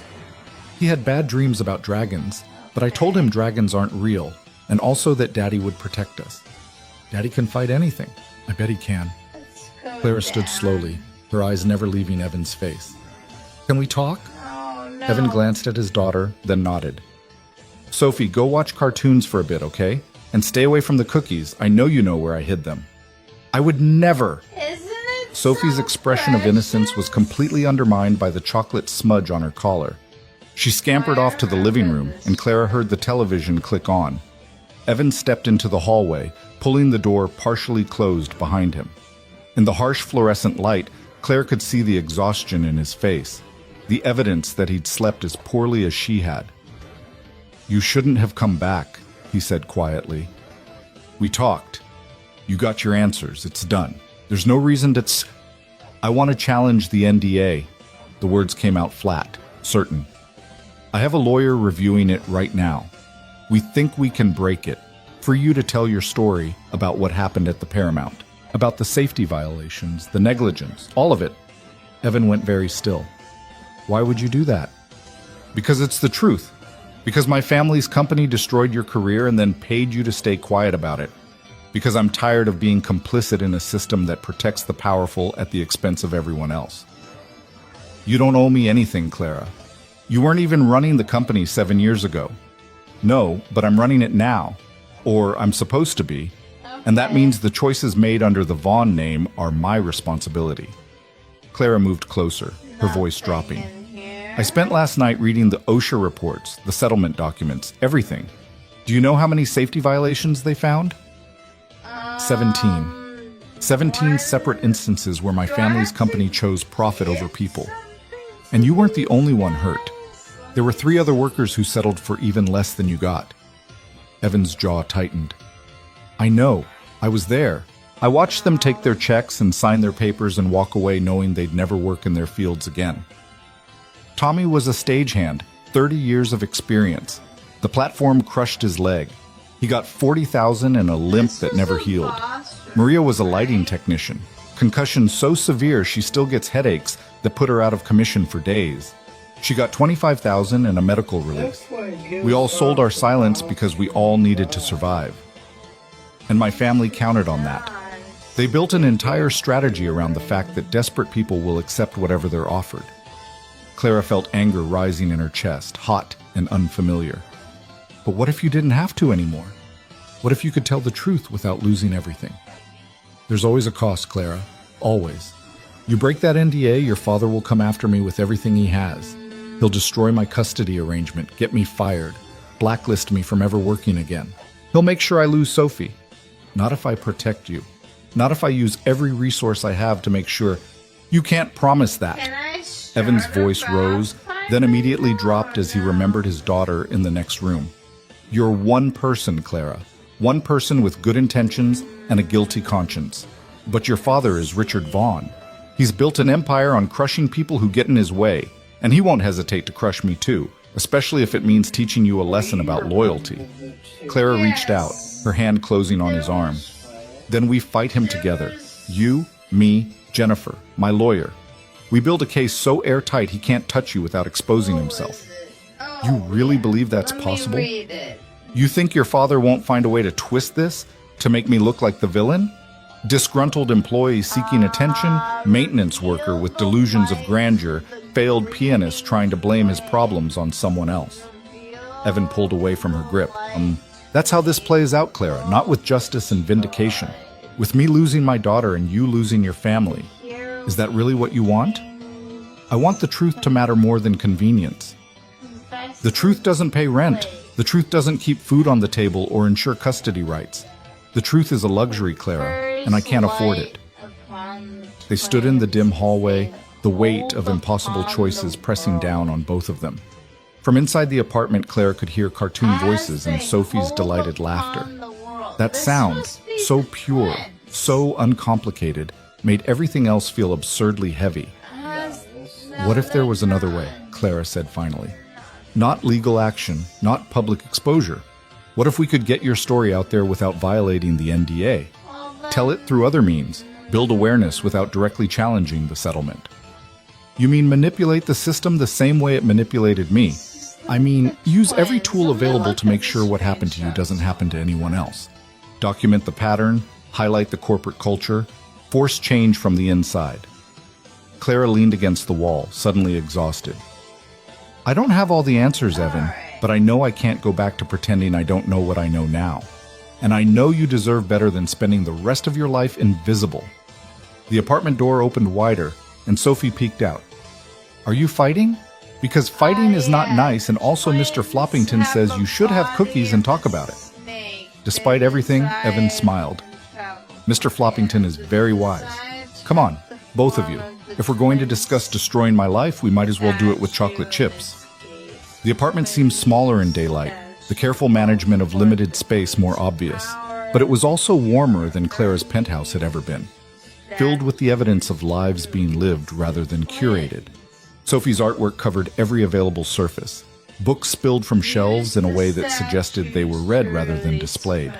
The kitchen smelled like coffee and cinnamon, and there was a half-finished puzzle on the coffee table that looked genuinely challenging. Sophie distributed cookies with the seriousness of a diplomat negotiating peace treaties. 3 each. That's fair. Also, you have to sit on the floor because all the good sitting spots are taken. Clara found herself on the floor next to the puzzle, a chocolate chip cookie in hand, watching Evan settle cross-legged across from her while Sophie climbed into his lap with the ease of long practice. So, Evan said, breaking his cookie in half and offering part to his daughter. You want to take down Vaughn Industries from the inside. That's ambitious. Not take down. Reform. Make it into something that actually values people over profit margins. Your father will never allow that. The board will never allow that. You'd be fighting an entire system designed to resist exactly the kind of change you're talking about. Maybe. Or maybe the system only seems invincible because no one's challenged it properly. Clara took a bite of her cookie, surprised to find it was homemade and delicious. My father built Vaughn Industries on a foundation of calculated risk and ruthless efficiency. But he's also 67 years old and starting to think about legacy. What if I could convince him that true legacy means more than just quarterly earnings? Evan laughed, but there was sadness in it. You're talking about changing a man who's spent his entire life believing that power justifies any means necessary. That's not going to happen because his daughter suddenly developed a conscience. It might if his daughter suddenly became a liability he couldn't afford. Clara set down her cookie, her mind already working through strategies. My father values control above everything else, but control requires predictability. What if I became unpredictable? What if I started making decisions that forced him to choose between protecting the company's reputation and maintaining his grip on power? That's dangerous, Clara. You're talking about going to war with your own family. I'm talking about using the skills he taught me against the system he created. He made me into exactly what Vaughn Industries needed. Someone smart enough to see all the angles, ruthless enough to exploit them, and ambitious enough to always want more. But he forgot to account for the possibility that I might want more than he was willing to give me. Sophie had been listening with the selective attention children bring to adult conversations, clearly understanding more than they pretended. Are you going to be friends with Daddy or not? Because I think you should. He needs friends who aren't just me and Mr. Floppington. Evan's expression softened. Bug, this is complicated adult stuff. I'm 5 3/4. That's almost 6. I understand complicated. Sophie turned to Clara with devastating directness. Daddy's sad a lot. He tries to hide it, but I know. And when you came last night and he played the pretty song, he looked less sad. So I think you should stay and make him keep looking less sad. The simple truth of it hung in the air. Clara felt something crack in her chest, some carefully maintained wall crumbling under the weight of a 5-year-old's observation. I'd like that, Clara said quietly. If your daddy will let me. Evan's hands had tightened around his daughter, his eyes very bright. Sophie, why don't you go work on your coloring book for a bit, the princess one you got for Christmas? But I want to hear the grown-up talk. Nice try. Go color. And if you're very good, maybe we'll go to the park later. Sophie sighed with the world weariness only children can muster, then kissed her father's cheek and wandered off to her bedroom.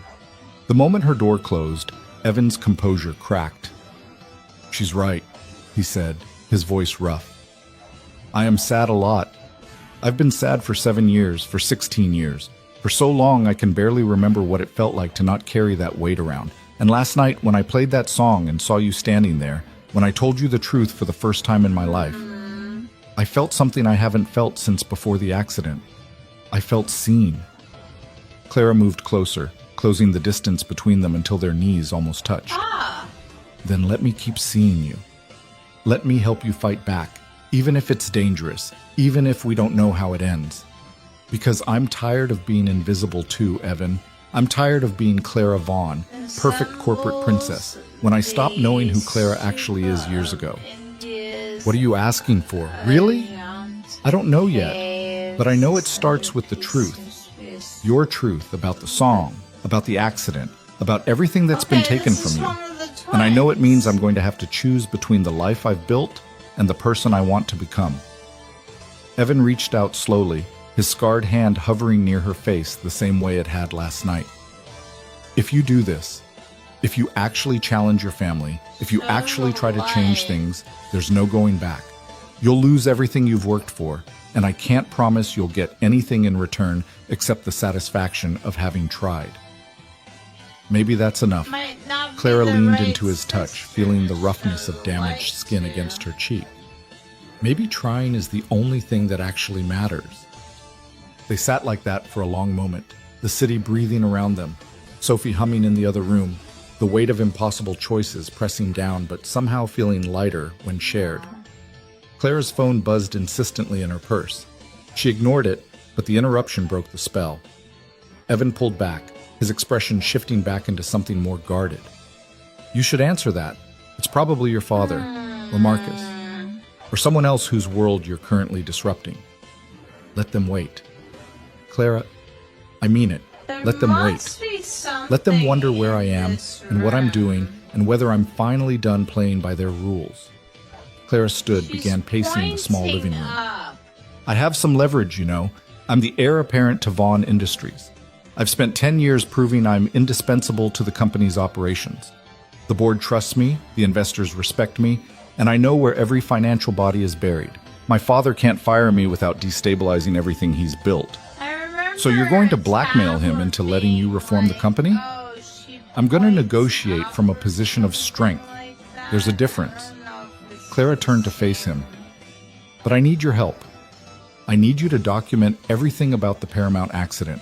Not for legal action, not yet, but for my understanding.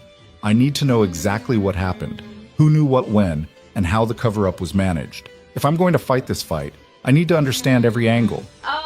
Evan stood slowly, his expression unreadable. You're asking me to relive the worst period of my life, to write down every detail of how I lost everything. Why would I do that? Because you deserve to have your story told. Because the other workers who were hurt deserve justice too. Because Sophie deserves to grow up knowing her father didn't just survive, he fought back. Clara moved closer. And because I'm asking you to trust me, even though you have every reason not to.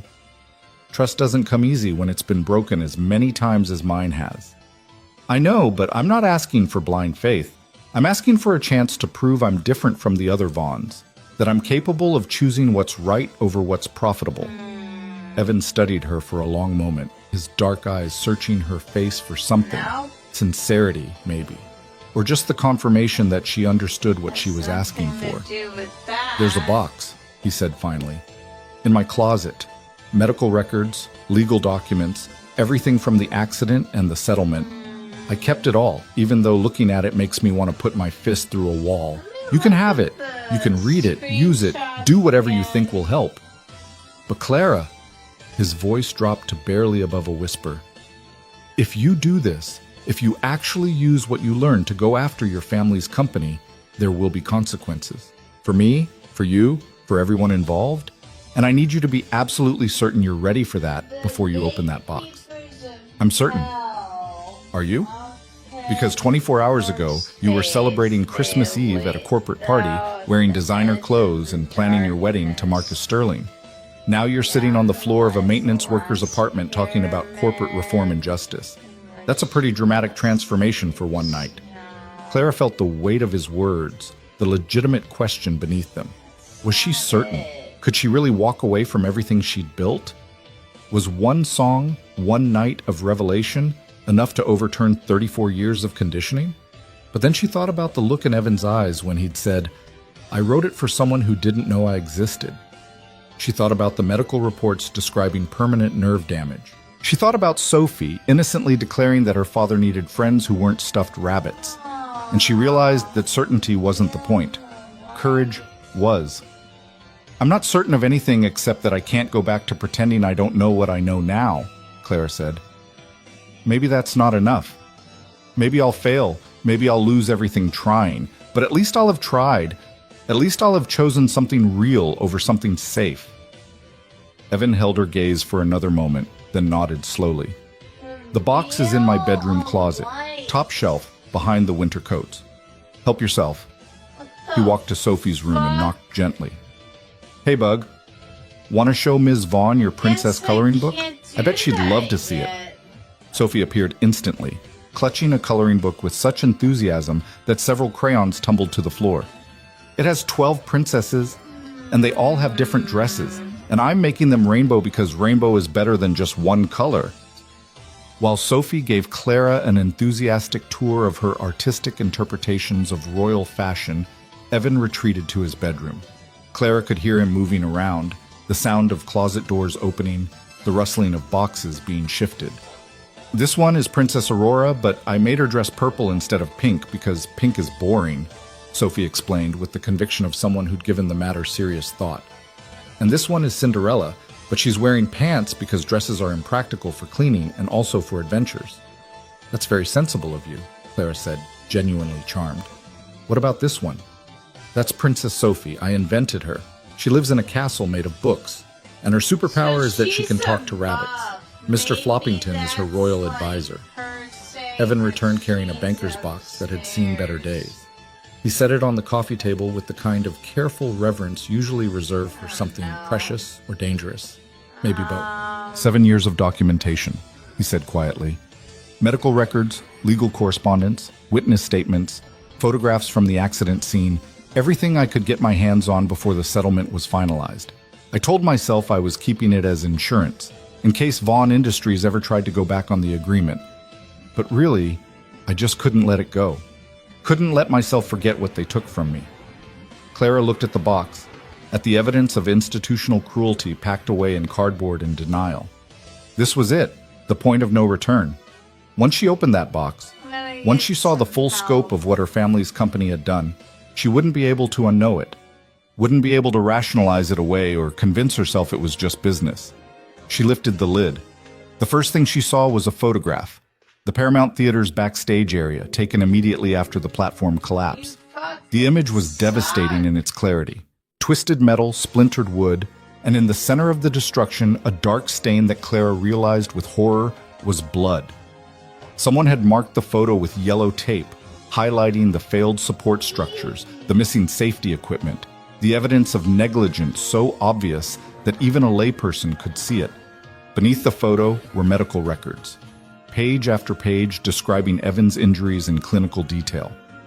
Crushed metacarpals in the left hand, severed flexor tendons, median nerve damage, 3 surgeries to reconstruct what could be salvaged. Physical therapy notes documenting slow, painful progress toward limited functionality. And at the bottom of the stack, a doctor's final assessment. Patient will not regain sufficient fine motor control for professional piano performance. Recommend vocational retraining. Clara's hands shook as she read through the documents. This wasn't just corporate negligence.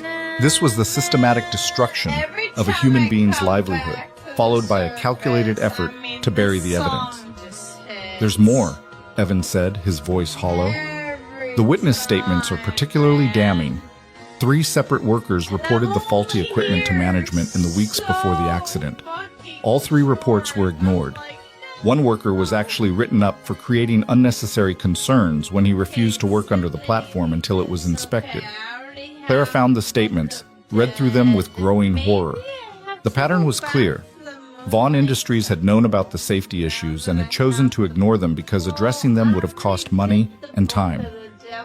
The renovation project was already over budget and behind schedule. Fixing the platform properly would have delayed opening night, would have impacted revenue projections, would have made someone's quarterly numbers look bad.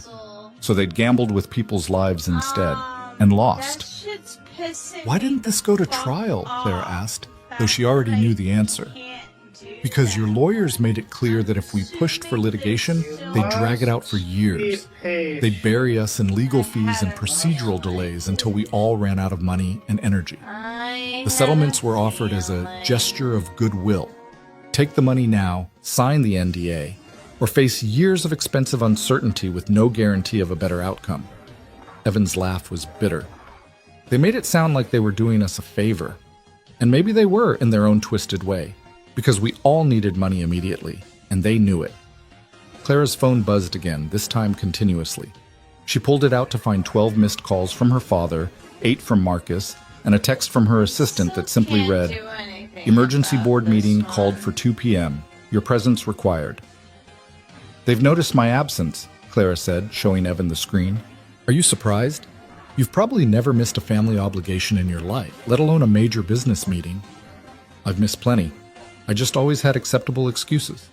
Clara stood, the box of evidence still open on the coffee table. But this time, I don't think I'm going to offer one. This time, I'm going to let them wonder, let them worry, let them realize that their perfectly controlled heir apparent might not be quite as predictable as they thought. That's a dangerous game. Good thing I learned from the best then. Clara began gathering the documents back into the box. Can I take this? I want to review everything properly, build a complete picture of what happened. On one condition. Evan's voice stopped her. Before you do anything with that information, before you confront your father or the board or anyone, you tell me first. We decide together how to move forward. Because if this blows up in our faces, I need to be prepared to protect Sophie. Deal. Clara extended her hand, and after a moment's hesitation, Evan took it. His grip was strong despite the scars, his palm warm against hers.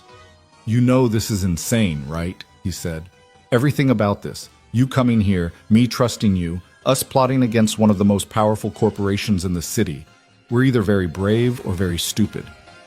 Probably both. Clara squeezed his hand once before releasing it. But I'd rather be stupidly brave than wisely complicit. Sophie appeared in the doorway. Mr. Floppington clutched to her chest. Are you leaving? Because we were going to go to the park and you could come if you want. Daddy pushes really good on the swings.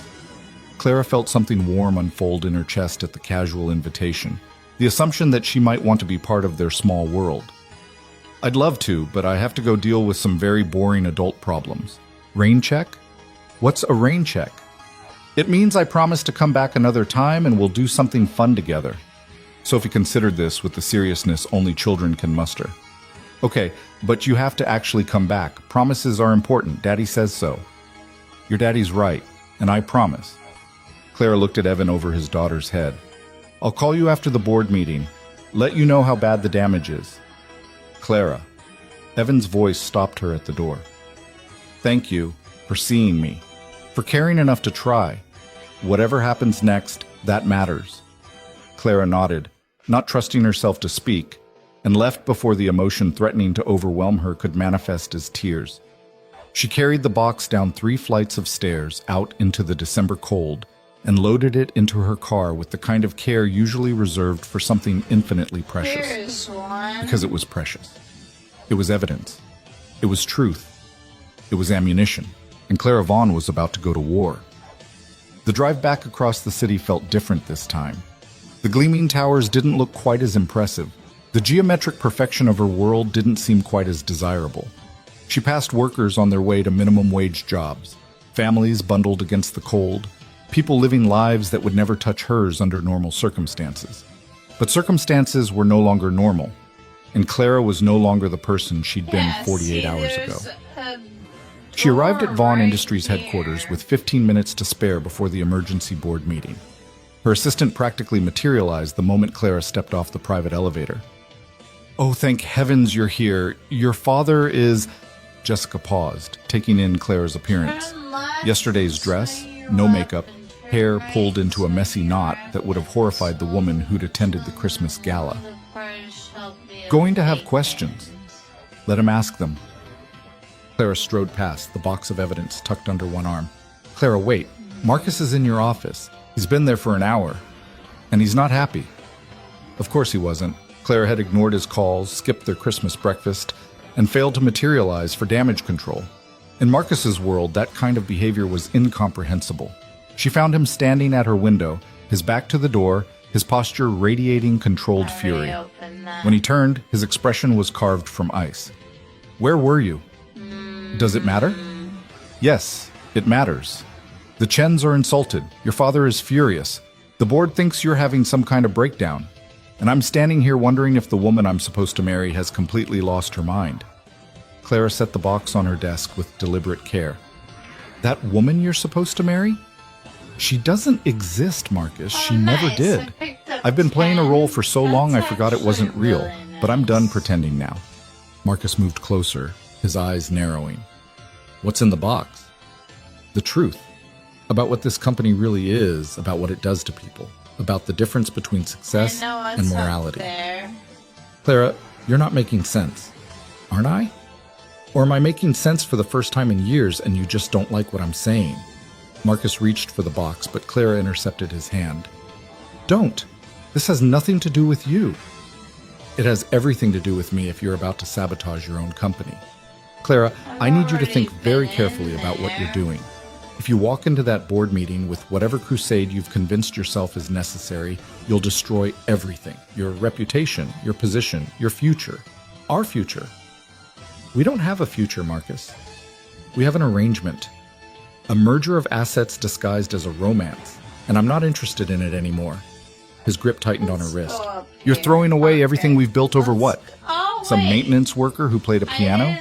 Some misplaced sense of guilt about corporate practices you had nothing to do with? I'm throwing away nothing I ever actually wanted. And yes, it started with a song and a maintenance worker, but it's become about so much more than that. It's become about whether I'm brave enough to be the person I should have been all along. Marcus released her wrist, his expression shifting from anger to something colder. Your father warned me this might happen. He said you had a tendency towards sentimentality, that you occasionally let emotion cloud your judgment. I assured him I could manage it, could keep you focused on what matters.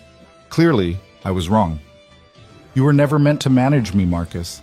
And if my father thinks I need managing, he's about to learn otherwise. This will end badly, Clara. For you, for whoever's convinced you to turn against your own interests, for everyone involved. And when it does, when you realize you've made a terrible mistake, don't expect me to be waiting. I won't. Clara turned away from him toward the window in the city beyond. Because by then, I'll be someone you don't recognize. Someone who actually deserves the power she wields. Someone who uses it for more than just accumulating more power. Marcus left without another word, the door closing behind him with controlled precision. And Clara stood alone in her office, surrounded by the evidence of her success, holding a box full of someone else's suffering, and felt more free than she'd felt in her entire life. The board meeting was scheduled to begin in 5 minutes. Clara straightened her dress, wiped the smudged makeup from beneath her eyes, and picked up the box. It was time to choose courage over certainty. It was time to let the song she'd been ignoring for 16 years finally be heard. The boardroom was already full when Clara arrived. 12 faces turned toward her. Her father at the head of the table, Marcus at his right hand, the rest of the board arranged in their usual hierarchy of power and influence.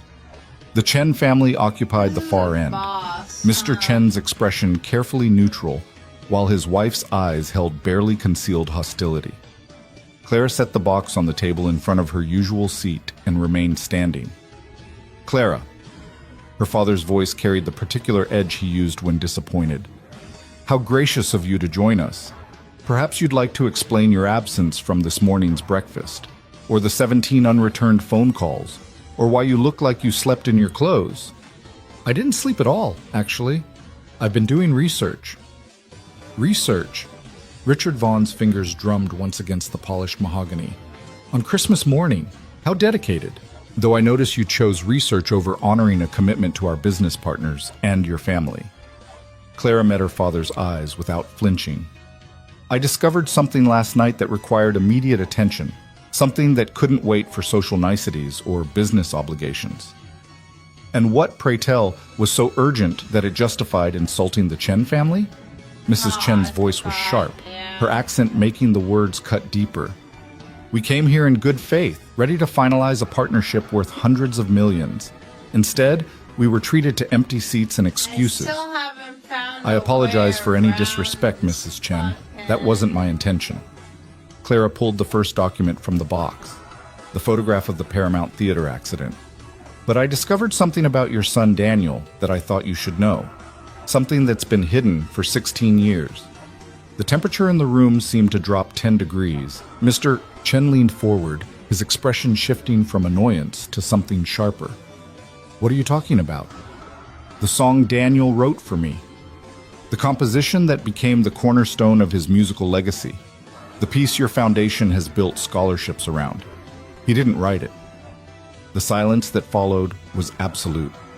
Clara could see her father's hands tighten on the table, could feel Marcus's glare burning into the side of her face, But she kept her eyes on the Chens, watching understanding dawn slowly across their features.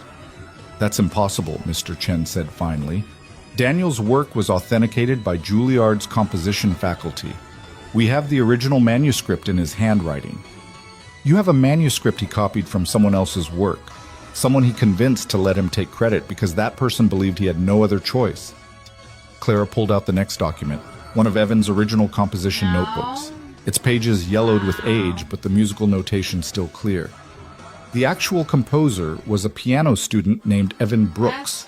He wrote the melody, developed it, finished it. Daniel took it and claimed it as his own. "This is absurd!" Mrs. Chen stood abruptly, her chair scraping against the floor. "You dare to defame our son's memory with lies from some nobody trying to steal credit? Our Daniel was brilliant. He was talented. He would never—" "He did." Clara's voice was gentle but unyielding. "I know this is painful. I know you've built Daniel's legacy on the belief that he was everything you thought he was. But the truth is that he was human and flawed, and he made a choice that hurt someone who couldn't fight back. And I can't continue to honor that choice by staying silent."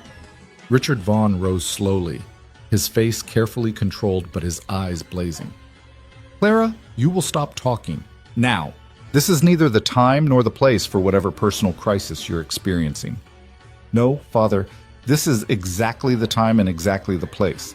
Because the Chens deserve to know the truth about their son, and this board deserves to know what kind of company they've been complicit in building." She pulled out the Paramount Theater accident photo, set it on the table where everyone could see it. The image was devastating, the destruction, the blood, the visible evidence of catastrophic failure. Thank you, Gabe. 7 years ago, a platform collapsed at the Paramount Theater. 4 workers were seriously injured. One of them was Evan Brooks, the same man who wrote Daniel's song. The accident was caused by 17 separate safety violations, all documented by OSHA, all known to building management before the incident occurred. Claire's voice remained steady despite the trembling in her hands. Building management was a Vaughn Industries subsidiary. We knew about the problems. We chose to ignore them because fixing them would have cost money and delayed opening night. And when the platform collapsed and destroyed people's lives, we paid them just enough to ensure their silence and went back to business as usual. That accident was thoroughly investigated, one of the board members cut in. Gerald Morrison, who'd been with the company for 30 years. All appropriate settlements were made. The matter was resolved. The matter was buried. There's a difference. Clara pulled out the medical records, the witness statements, the evidence of institutional neglect. Evan Brooks lost his career because our company prioritized profits over safety. He lost his ability to play piano professionally, lost his livelihood, lost everything he'd worked his entire life to build. And we gave him $60,000 and a legal agreement that prevented him from ever talking about it. "Business decisions sometimes have unfortunate consequences," her father said, his voice cold. "That's the nature of enterprise, Clara. We can't be held responsible for every accident that occurs in properties we own. We can when we knew about the hazards and chose not to address them. We can when we valued our bottom line over human lives. We can when we systematically silenced the victims to protect our reputation." Clara turned to face the full board. How many other Evan Brooks are out there?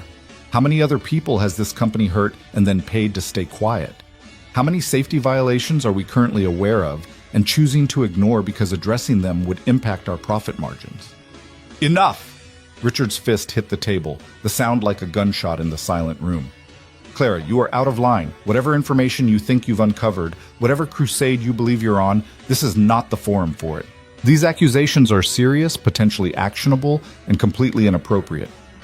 Then let's make it appropriate. Let's call an independent audit of all our safety practices. Let's review every settlement we've made in the past decade and ensure they were fair and ethical. Let's prove that Vaughn Industries values integrity as much as it values profit." Clara's voice rose, passion breaking through her careful control. "Or we can admit that we've built an empire on the backs of people we've systematically exploited and had the power to silence." Mrs. Chen had remained standing, her face pale. "This man, this Evan Brooks, he claims he wrote our son's composition? He has proof? He has original manuscripts, developmental sketches, multiple drafts, showing the evolution of the melody, all dated before Daniel ever performed the work publicly. Clara pulled out the evidence, laid it across the table. He also has testimony from other students at Juilliard who remember him working on the piece. And most damning of all, he can play it. Not just reproduce it, but explain every compositional choice, every harmonic decision, every emotional intention, because it came from him, from his experience, from his heart. Mr. Chen reached for the notebooks with shaking hands. His wife sank slowly back into her chair, her expression shifting from fury to something that looked like grief. If this is true, Mr. Chen said quietly, if our son truly did steal this work, then everything we've built in his name is a lie. Not everything, Clara said gently. The foundation still helps students. The scholarships still change lives. That good work doesn't disappear just because the origin story was false. But moving forward, you have a choice. You can acknowledge the truth, give credit where it's due, and rebuild Daniel's legacy on honesty instead of deception. Or you can continue the lie and live with the knowledge that you're honoring a theft. This is extortion, Marcus said suddenly. You're using emotional manipulation to force the Chens into a position where they have to either accept your narrative or appear to be defending dishonesty. It's calculated, it's cruel, and it's beneath you, Clara. What's beneath me is continuing to profit from other people's suffering while pretending I have clean hands. Clara turned to face him fully. You think this is about manipulation? This is about finally being honest about the cost of the life we lead. Every luxury we enjoy, every success we celebrate is built on compromises we've convinced ourselves were necessary. Well, I'm done compromising. I'm done pretending that success justifies cruelty. Richard stood slowly, his hands flat on the table. When he spoke, his voice carried the weight of absolute authority. Clara, you will accompany me to my office. Now. The rest of you, please excuse us while I handle this family matter privately. No. The word came out firm, final. Whatever you have to say to me, you can say in front of the board. Because this isn't a family matter, Father. It's a corporate matter. It's about the values this company claims to uphold and the reality of how we actually operate. You don't know what you're doing. You think you're fighting for justice, for truth, for some noble cause. But all you're doing is destroying everything I've spent my life building, everything I've given you.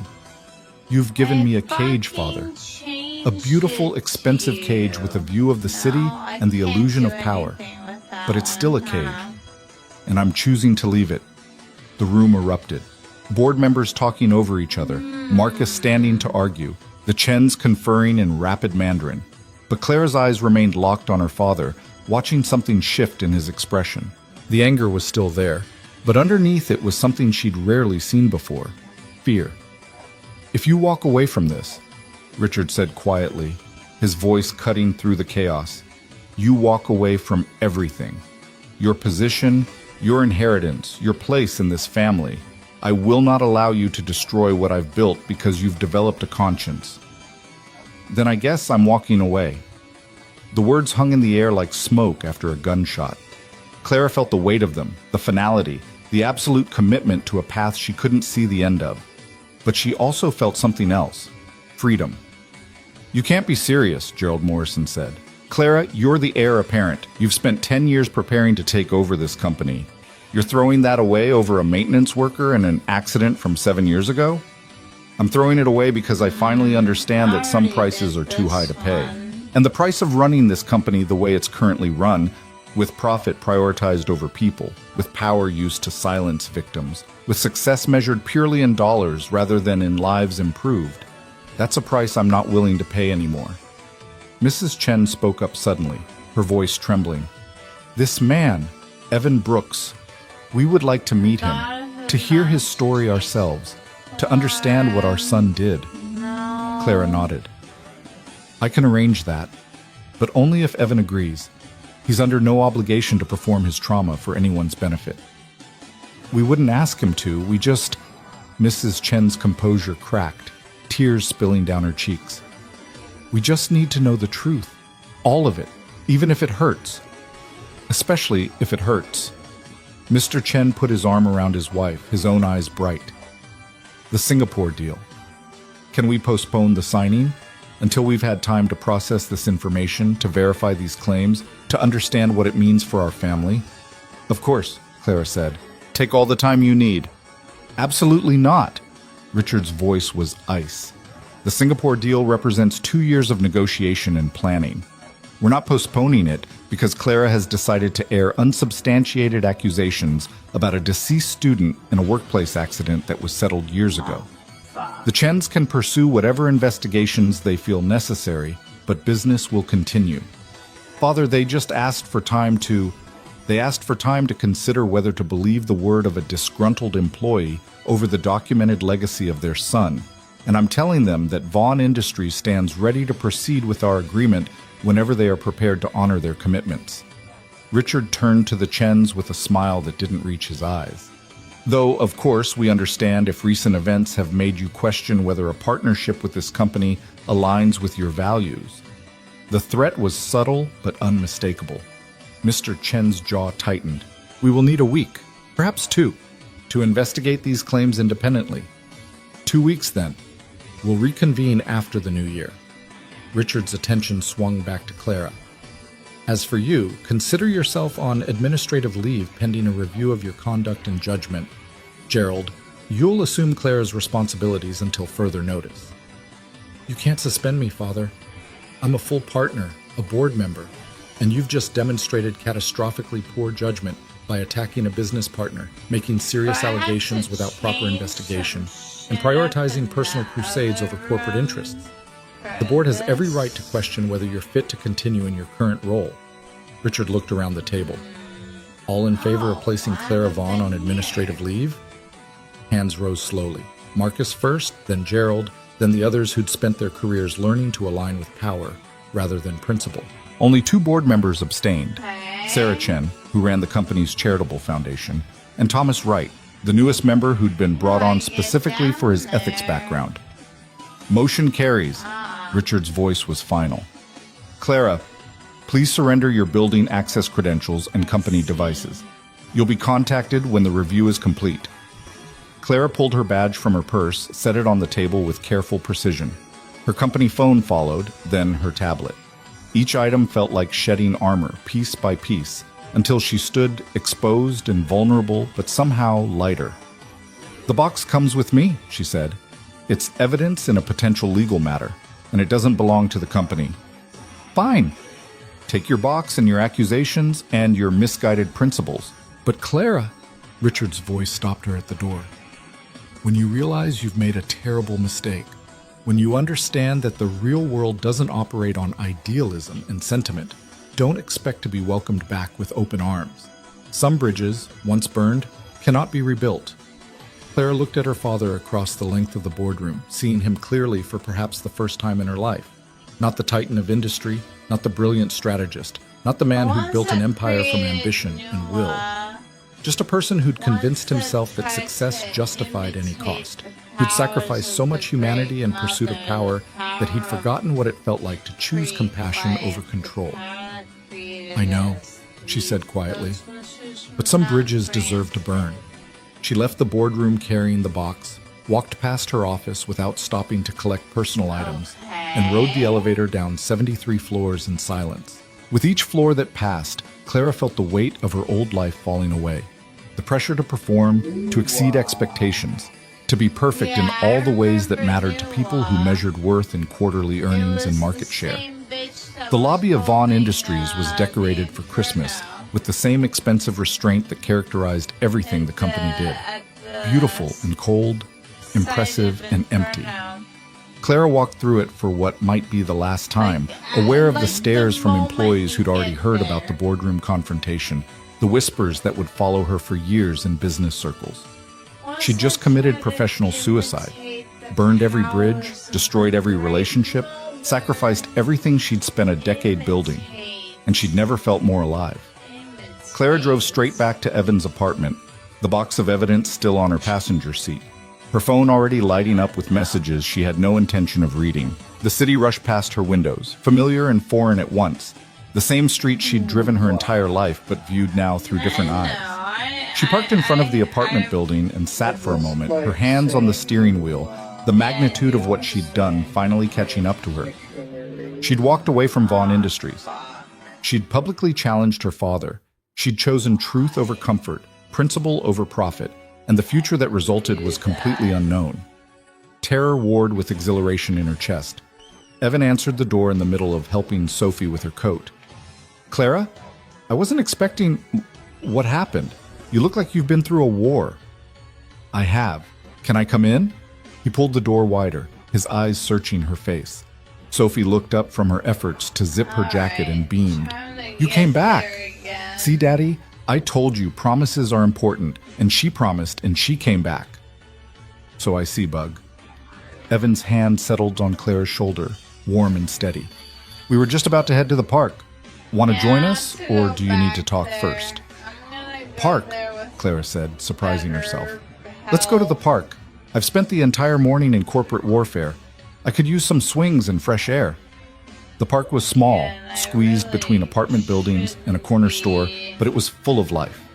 Children shrieked with joy on the playground equipment, while parents watched from benches, their breath misting in the December air. Someone had strung Christmas lights through the bare trees, and they twinkled in the afternoon light like small promises that beauty could exist anywhere. Sophie made a beeline for the swings, leaving Clara and Evan to follow at a slower pace.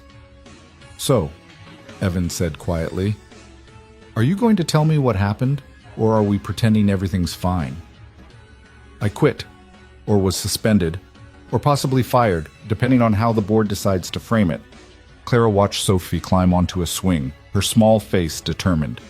"I confronted my father about the Paramount Theater accident in front of the entire board, and I told the Chen family that their son stole your song." Evan stopped walking. "You did what?" "I showed them the evidence, your notebooks, the medical records, the witness statements, all of it.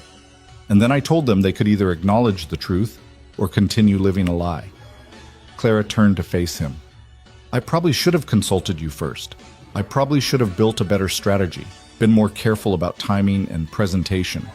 But I was so angry, Evan, so tired of watching everyone protect comfortable lies because the truth was inconvenient." "Clara," his voice was hollow, "do you understand what you've done? The Chens are one of the most powerful families in Asia. If they decide to retaliate, if they use their influence to spread the story about Daniel and the song, your reputation will be destroyed. And mine, I'll be painted as some opportunist trying to steal credit from a dead composer. I know it could all blow up in our faces, but I couldn't keep pretending. I couldn't sit in that boardroom and watch everyone choose profit over truth one more time." Clara moved closer, her hand finding his. "I'm sorry I didn't ask your permission first. Your story is yours to tell or not tell. I shouldn't have made that choice for you." Evan's hand tightened around hers. "You really walked away from everything. Your position, your family, your entire life. Why?" "Because staying would have meant becoming someone I couldn't live with. And because..." Clara hesitated, then pushed forward. "Because you deserve to have someone fight for you. You've spent 16 years being invisible, letting powerful people take credit for your work and blame you for their negligence. Someone needed to stand up and say that wasn't acceptable. And I guess I decided that someone should be me. Even if it costs you everything? Especially then.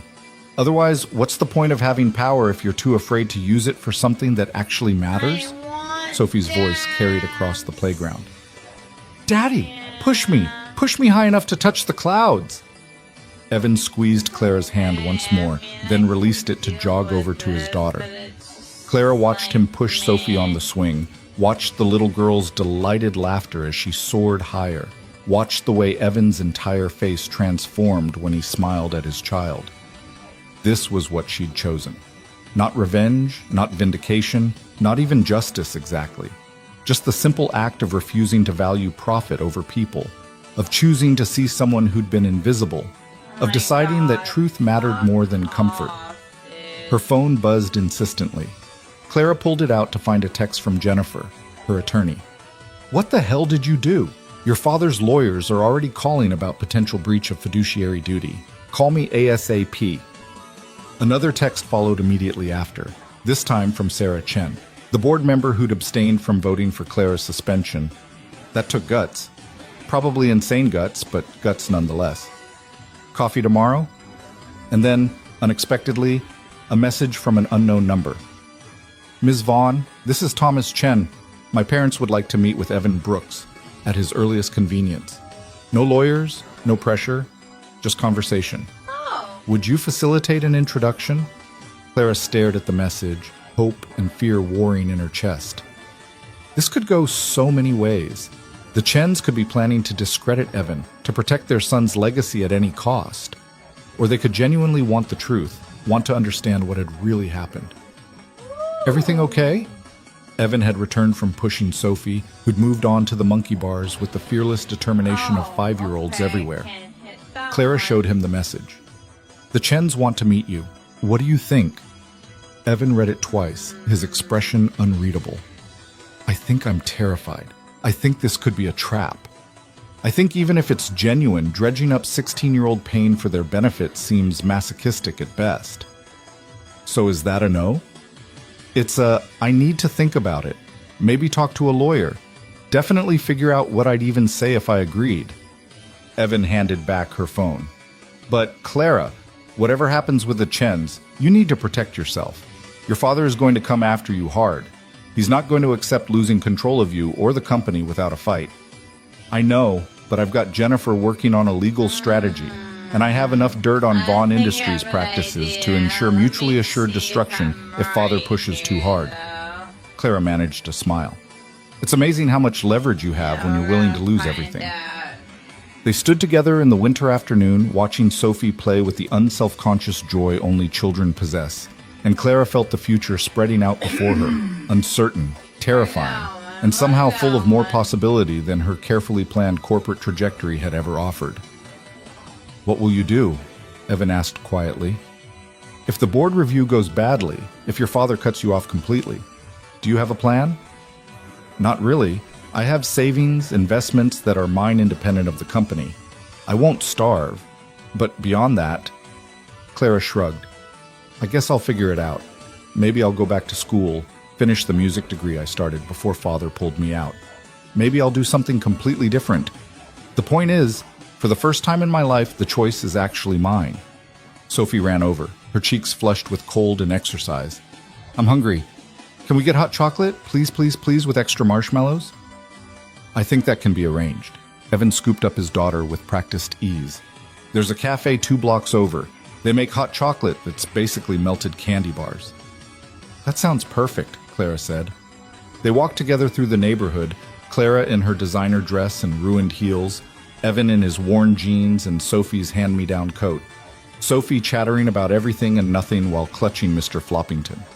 They looked, Clara thought, like the most unlikely trio imaginable. And yet somehow, walking between them, she felt more grounded than she'd felt in years. The cafe was small and warm, full of mismatched furniture and the smell of coffee and cinnamon. They found a table by the window, and Sophie immediately began building an elaborate story about how Mr. Floppington was a secret agent rabbit investigating the suspicious behavior of the pastry case. She has quite the imagination, Clara observed, watching Sophie act out an entire espionage scenario with a stuffed rabbit and a napkin. She gets it from her mother. Well, the creativity, anyway. The rest... Evan's expression darkened briefly. Her mother had a lot of imagination when it came to inventing reasons why she couldn't handle being a parent. Full custody, you said. That must have been difficult. It was the best thing that ever happened to me. Well, second best. Sophie's the first. Evan's hand found Clara's across the table. I know today was hard for you. I know what you gave up. And I want you to know that it matters. Not just to me, but to everyone who's ever been in my position. Everyone who's ever been hurt by corporate negligence and then silenced with settlement money. You gave them a voice today, even if they don't know it yet. Clara's throat tightened. I hope it's enough. I hope I didn't just blow up both our lives for nothing. Even if nothing changes, even if the Chens decide to protect Daniel's legacy, even if your father wins and you lose everything, it still mattered that you tried. That's more than most people with your kind of power ever do. Their hot chocolate arrived, piled impossibly high with whipped cream and marshmallows. Sophie's eyes went wide with delight, and she immediately dove in with the kind of enthusiasm that guaranteed at least some of the chocolate would end up on her clothes. Clara's phone buzzed again. This time it was her father. You have until Monday to reconsider your position and apologize to the board. After that, the consequences will be permanent. She showed the message to Evan. 48 hours to choose between truth and comfort. That's generous of him. What are you going to do? Clara looked at Sophie, at the chocolate mustache forming on her upper lip, and the pure joy in her eyes. She looked at Evan, at the scars on his hand and the hope in his face. She looked out the window at the neighborhood full of people living real lives instead of curated ones, and she knew exactly what she was going to do. I'm going to choose the hard thing, Clara said. I'm going to stand by what I said in that boardroom, face whatever consequences come, and figure out who I am when I'm not being Richard Vaughn's daughter. She raised her hot chocolate in a mock toast. To burning bridges and uncertain futures. Evan clinked his cup against hers. To truth and terrible timing. To rabbits who are secret agents, Sophie added, holding up Mr. Floppington. They drank their hot chocolate as the winter sun began to set, painting the sky in shades of gold and amber. And somewhere in the city, in boardrooms and offices and places of power, people were already beginning to choose sides in a battle that would determine more than just Clara's future. But for now, in this small cafe with chocolate and laughter and the beginning of something that might be friendship or might be more, Clara allowed herself to simply be. Not the Vaughn Industries heir, not the Ice Queen CEO, not the perfect corporate princess. Just Clara. Finally, impossibly, just Clara. And the song that had waited 16 years was beginning at last to find its resolution. The 48 hours passed like a held breath. Claire spent them in her penthouse, surrounded by boxes she'd begun packing without really knowing where she'd go, fielding calls from Jennifer about legal strategies, and from Sarah Chen about potential allies on the board. Marcus called once, his message brief and cold. Last chance to salvage this, Clara. Choose wisely. She deleted it without responding. On Sunday evening, Evan called. The Chens want to meet tomorrow, 2 o'clock at their hotel. They've asked that you come too, if you're willing. His voice was tight with nerves. I spoke to a lawyer, not about the NDA, just about what to expect. He said to be honest, don't volunteer information they don't ask for, and remember I'm under no obligation to perform my trauma for their closure.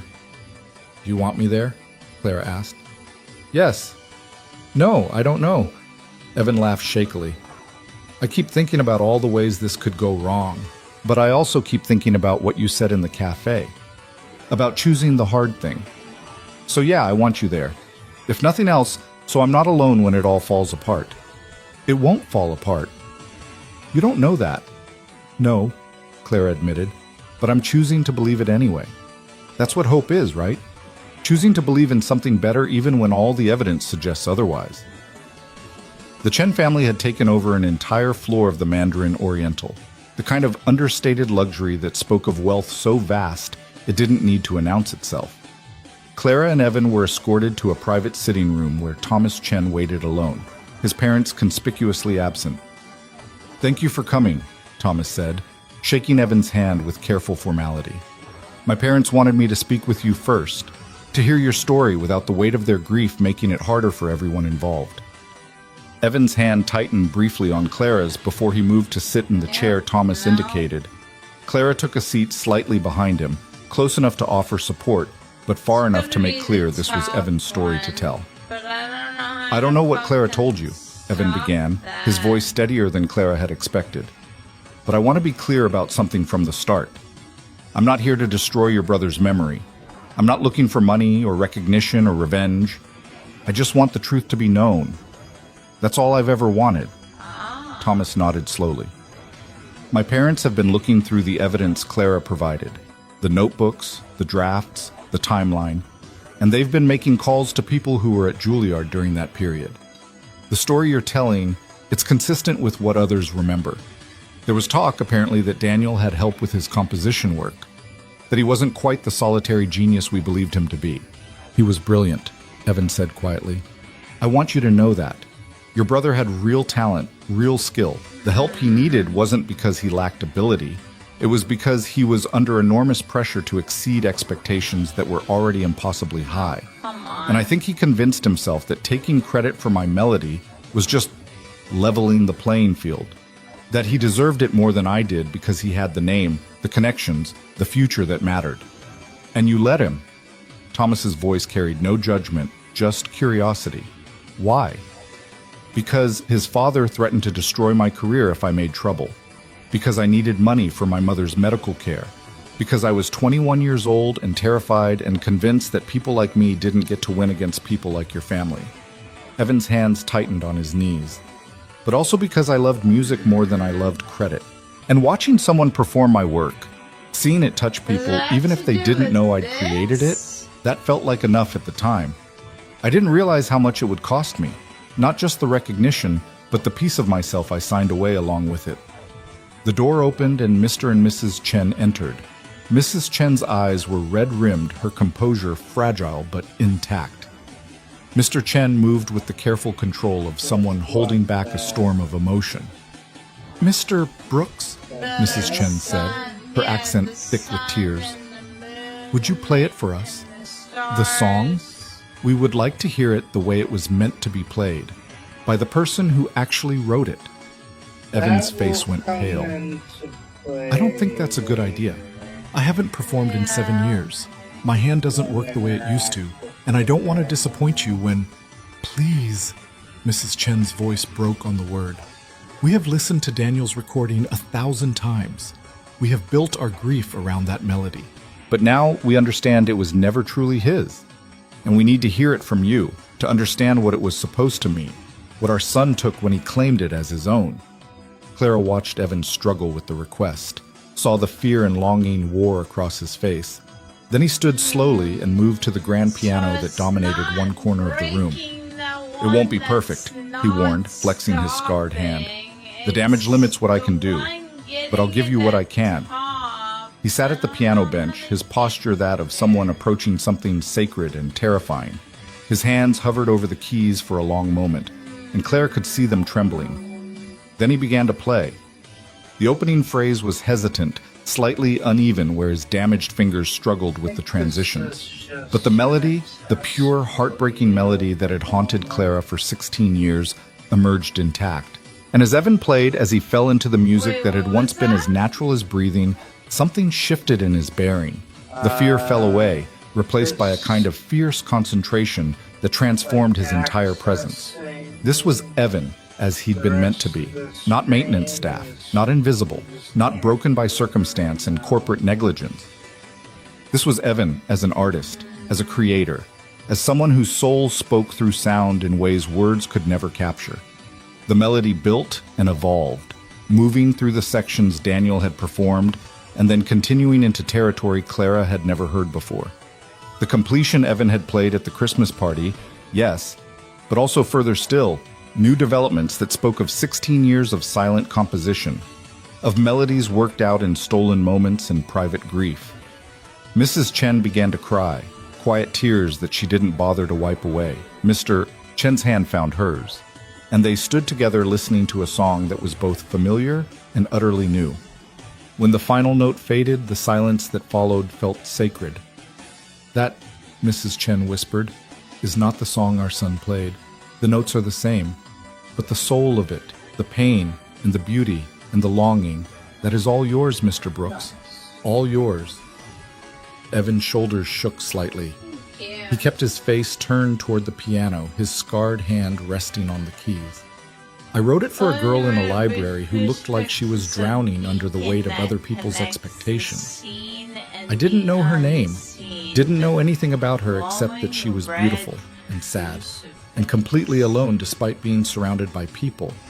And I wanted to give her something that said, 'I see you, your pain matters, you matter.' But I was too afraid to actually talk to her, so I wrote her a song instead." Clara felt her own eyes fill.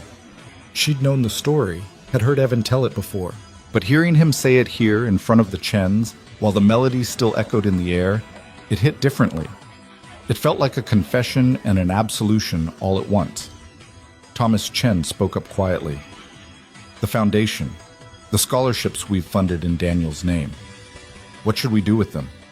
"Keep them," Evan said immediately, turning to face the family. "Please. They're helping real students, making real differences in real lives. Don't destroy that good work because the origin story was flawed. Just maybe expand the mission. Maybe make it about honoring the truth as well as talent. Maybe use it to help students who don't have connections or family names, who need someone to see them and believe they're worth investing in. Mr. Chen moved to the piano, his hand resting on the polished wood. We have a proposition for you, Mr. Brooks. We would like to commission you to complete and record the song properly. We will credit you as the sole composer, issue a public statement acknowledging the truth about Daniel's role, and use the recording as the cornerstone of a restructured foundation, one that honors authenticity and supports overlooked talent. I can't, Evan said, his voice hollow. I appreciate the gesture, but I'm not a performer anymore. I can barely make it through one performance without my hand cramping. A full recording session would be impossible. Then we'll work around the limitations. Short sessions, multiple takes, whatever you need. We have resources, Mr. Brooks. Let us use them to help you share what you created. Mrs. Chen moved closer, her expression earnest. Our son took something from you, something precious. We cannot give back the 16 years you lost or the career that was stolen, but we can help you reclaim your voice, if you'll let us. Clara watched Evan process the offer, saw hope and fear and disbelief chase across his face. This was what justice looked like. Not perfect, not erasing the harm, but acknowledging it and trying to build something better from the ruins. There's a condition, Clara said, speaking up for the first time. Evan's not the only person Vaughn Industries has harmed. There were 3 other workers injured in the Paramount Theater accident: Tommy, Maria, and Carlos. They all signed settlements that were inadequate and restrictive. If we're talking about making things right, we need to address all of it. Mr. Chen turned to her with sharp attention. You're suggesting we expand our scope beyond just the plagiarism issue. I'm suggesting that if we're going to tear down comfortable lies and rebuild on truth, we might as well be thorough about it. Clara pulled out her phone, brought up the research she'd compiled over the past few days. I've been documenting every settlement Vaughn Industries has made in the past decade that included restrictive NDAs and questionable compensation. There are 37 cases. 37 people who were hurt by corporate negligence and then silenced with just enough money to ensure they couldn't fight back. Clara, Evan said warningly, that's your family's company. If you expose all of that, then maybe it will finally become the company it should have been all along, or maybe it will collapse under the weight of its own corruption. Either way, I'm done protecting it. Clara met Thomas Chen's eyes. Your family has resources and influence that I no longer have.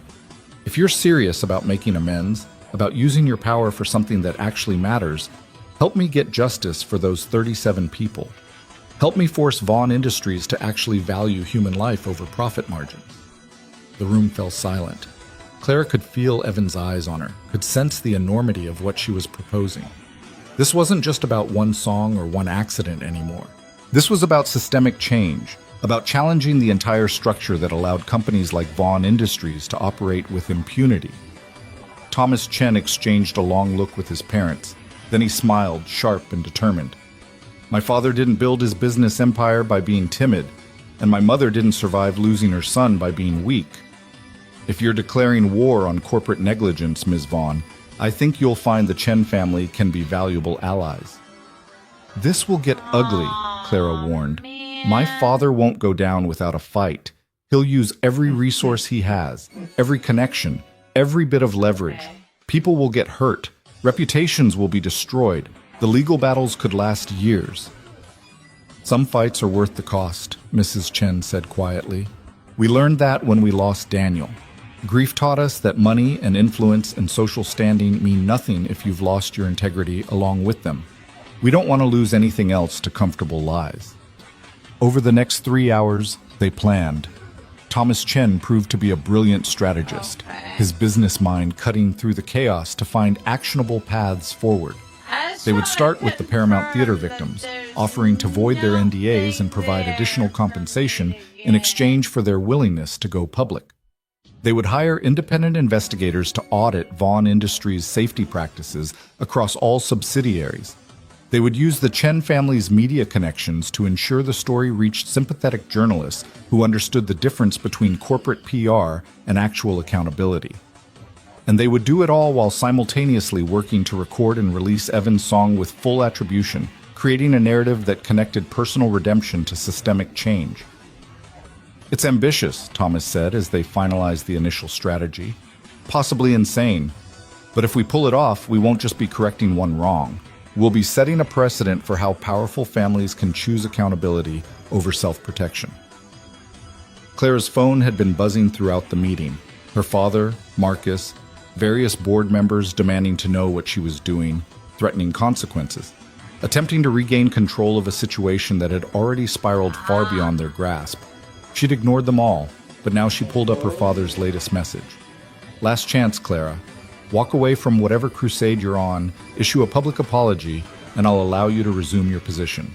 Continue down this path, and you're no longer my daughter. She showed the message to Evan. Looks like I've officially burned the bridge. You don't have to do this, he said quietly. You could still salvage your relationship with your family, your position in the company. All of this, the Chens, the investigation, helping the other victims, that can move forward without you taking the fall for it. It could, but then I'd be choosing comfort over courage again. And I'm done with that. Clara composed a response to her father, her fingers steady on the screen. I'm not walking away. And if my integrity costs me your approval, then I never had anything worth keeping to begin with. Goodbye, Father. She hit send before she could second-guess herself. The weeks that followed were brutal. Richard Vaughn launched a comprehensive campaign to discredit Clara, painting her as emotionally unstable, manipulated by outside interests, betraying the family that had given her everything. Marcus gave an interview suggesting their engagement had ended because Clara had become obsessed with a conspiracy theory about corporate misconduct. Several board members released statements supporting Richard's leadership and distancing themselves from Clara's baseless accusations. But the Chen family proved to be formidable allies. Thomas's investigators uncovered evidence that Vaughn Industries had systematically underreported safety violations for years, paying small fines to avoid larger investigations. Maria, one of the Paramount Theater victims, agreed to go public with her story, and her testimony about ongoing health complications and inadequate settlement sparked outrage. A business journalist who'd been investigating corporate malfeasance for years picked up the story and began connecting dots that revealed a pattern of negligence across multiple Vaughn Industries subsidiaries. And through it all, Evan worked on completing the recording of his song. The sessions were difficult. His damaged hand limited him to short takes, and the emotional weight of performing something so personal often left him drained for days. But slowly, painstakingly, the song took shape. The Chen family hired the best sound engineers, the most patient producers, people who understood they were capturing something more than just music. They were documenting the reclamation of a stolen voice. Clara attended every session, watching from the booth as Evan coaxed beauty from broken fingers, as he transformed years of silent composition into something tangible and real. Sophie came too sometimes, sitting on Clara's lap and whispering commentary about how her daddy was the best piano player in the whole world. He is, Clara would whisper back, the very best. 3 months after the Christmas party that had started everything, the Chen family held a press conference. They stood together, Thomas, his parents, Evan, Clara, and Maria representing the other Paramount victims, and told the truth, all of it. The plagiarism, the accident, the settlements, the systematic pattern of choosing profit over people that had characterized Vaughn Industries for decades. Mrs. Chen spoke about her son with devastating honesty. Daniel was talented and beloved, but he was not perfect. He made a choice to claim credit for work that wasn't his, and we have spent 16 years honoring a lie. Today, we honor the truth instead. And we commit our foundation's resources to supporting artists and workers who have been overlooked, silenced, or exploited by systems that value power over integrity. Mr. Chen announced a $50 million fund to compensate Vaughn Industries victims and support safety reform across the industry. Money cannot undo harm, he said, but it can be used to build something better, to ensure that what happened to these people doesn't happen to others. Evan spoke last, his voice quiet but steady. For 16 years, I believed I deserved to be invisible, that my voice didn't matter, that my truth wasn't worth fighting for. But Clara Vaughn taught me something important. That choosing silence isn't the same as choosing peace. and that sometimes the bravest thing we can do is simply refuse to stay quiet about injustice, even when speaking up costs us everything. The response was overwhelming. Some business leaders condemned the Chens for betraying corporate interests, and Clara for weaponizing family dysfunction. But far more people saw the story for what it was, an example of choosing accountability over self-protection, of using power to elevate voices instead of silencing them. Vaughn Industries' stock price dropped 17% in a week. 3 board members resigned. The SEC announced an investigation into safety practices and settlement procedures. And Richard Vaughn, faced with the possibility of criminal charges, agreed to step down as CEO in exchange for immunity from prosecution. Clara watched her father's empire crumble from the outside, feeling neither triumph nor regret. Just a quiet certainty that this was what happened when structures built on exploitation finally faced the weight of their own corruption. Sarah Chen called 2 days after Richard's resignation. The board wants to offer you the CEO position. Clean slate, new leadership, a chance to rebuild the company around actual values instead of just quarterly earnings. What do you say? Clara stood at the window of her new apartment, smaller than her penthouse, in a neighborhood that actually felt lived in rather than curated, and thought about the offer. She could return to Vaughn Industries, could take control of the empire her father had built and transform it into something worth leading, could prove that she was capable of wielding power responsibly. I appreciate the offer, Clara said finally, but no. Vaughn Industries needs leadership that isn't carrying the weight of the family name. Someone who can make decisions without constantly fighting against decades of toxic culture. That's not me. That will never be me. So what will you do? Clara looked across the room to where Evan sat helping Sophie with her homework, his scarred hand guiding hers across the page, his voice patient and warm. I'm going to figure out who I am when I'm not defined by my father's expectations, and I'm going to help Evan do the same. The song was released 6 weeks later. The Chen Foundation published it with full documentation of its history. Evan's original notebooks, Daniel's copied manuscript, the story of plagiarism and redemption. Music critics called it haunting, beautiful, a meditation on loneliness and hope that felt both timeless and urgently relevant. But it was the video that accompanied the release that truly captured people's attention. Evan at the piano, his damaged hand visible as he played, Sophie sitting beside him on the bench listening with complete trust, and Clara in the background, watching with an expression that spoke of more than professional interest, more than distant support. The video ended with Evan playing the song's final phrase, the completion he'd written over 16 years of silence, and then turning to smile at Sophie, at Clara, at the life he'd built from the ruins of what he'd lost. That's what hope looks like, one reviewer wrote. Not the absence of pain, but the choice to create beauty despite it, to build something true from something broken, to believe that tomorrow might be better than today, even when all evidence suggests otherwise. A year after the Christmas party, Clara stood in a small community center in the neighborhood where Evan lived. The Chen Foundation had funded its renovation, transforming it into a music education facility for students who couldn't afford traditional lessons. Evan had been hired as the director, not because of his name or connections, but because he understood what it meant to need someone to believe in your potential when no one else did. The center was hosting its first recital, and the room was packed with families who'd never had access to this kind of opportunity before. Children who'd discovered they had musical talent, adults who'd always wanted to learn but never had the chance, people for whom music had been a luxury they couldn't afford. Evan took the stage to introduce the evening, Sophie sitting in the front row with Mr. Floppington on her lap. When I was young, he said to the gathered crowd, I believed that talent was enough, that if you were good enough, worked hard enough, the world would recognize you. But I learned that talent without opportunity is just potential that never gets realized. An opportunity without someone willing to give it to you is just a door that stays locked. He gestured to the students waiting to perform. These kids have talent, but more than that, they have people who believe they're worth investing in, teachers who see them, families who support them, and a community that's decided that access to beauty and art and music shouldn't be reserved for those who can already afford it. That's what this center is about. Not just teaching music, but teaching people that they matter, that their voices deserve to be heard, that being invisible isn't the same as being worthless. The recital was beautiful and imperfect. Missed notes and nervous giggles and performances that ranged from technically proficient to endearingly enthusiastic. But the joy in it was undeniable. The pure, uncomplicated happiness of people discovering they could create something beautiful. Afterward, as families mingled and students showed off their new skills, Thomas Chen approached Clara.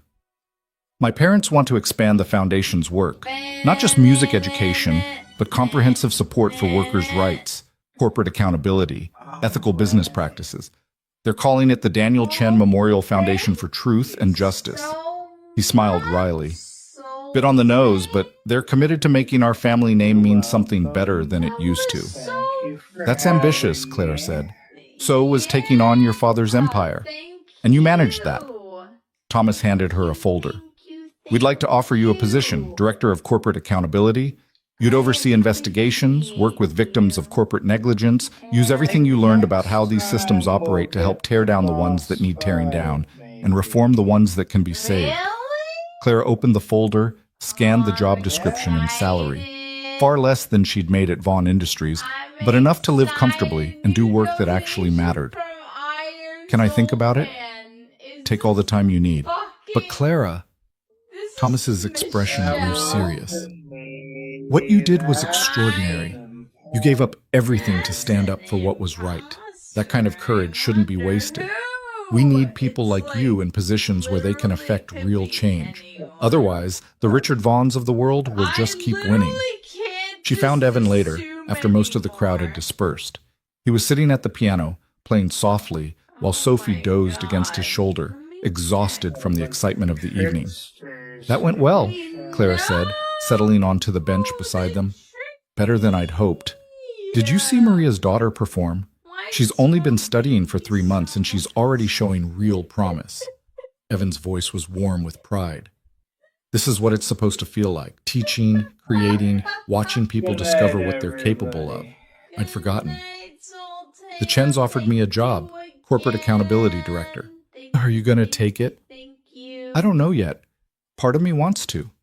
Wants to keep fighting, keep tearing down corrupt systems, keep making sure what happened to you doesn't happen to anyone else.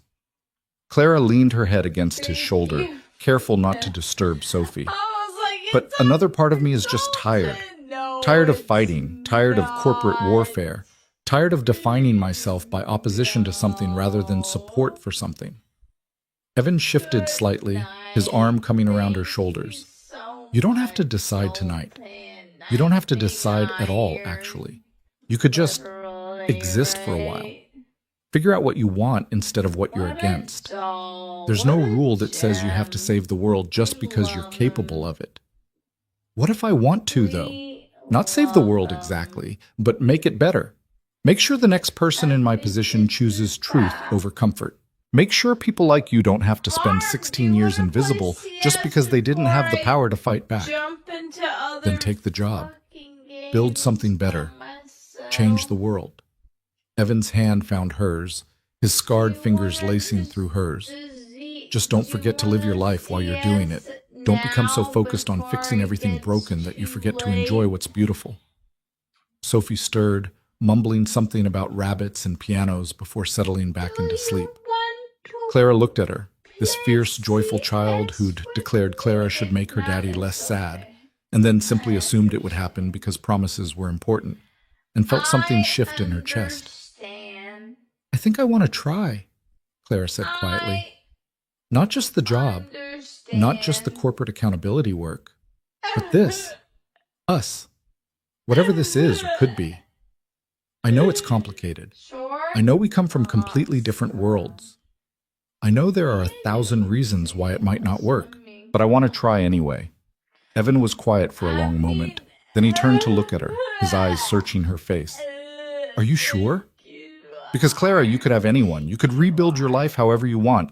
Find someone without all my baggage and damage and complications. Someone who doesn't come with a 5-year-old and medical bills and a history of being crushed by systems you used to be part of. I don't want someone else. I want the man who wrote a song for a lonely girl in a library and never expected anything in return. I want the father who plays piano for his daughter, even though it hurts his hand. I want the person who taught me that choosing truth over comfort isn't stupid or naive. It's brave. Clara's free hand came up to cup his face. I want you, Evan, if you'll have me. He kissed her then, soft and careful and full of promise. Sophie mumbled a sleepy protest at being jostled, and they broke apart laughing. I guess that's a yes, Clara said.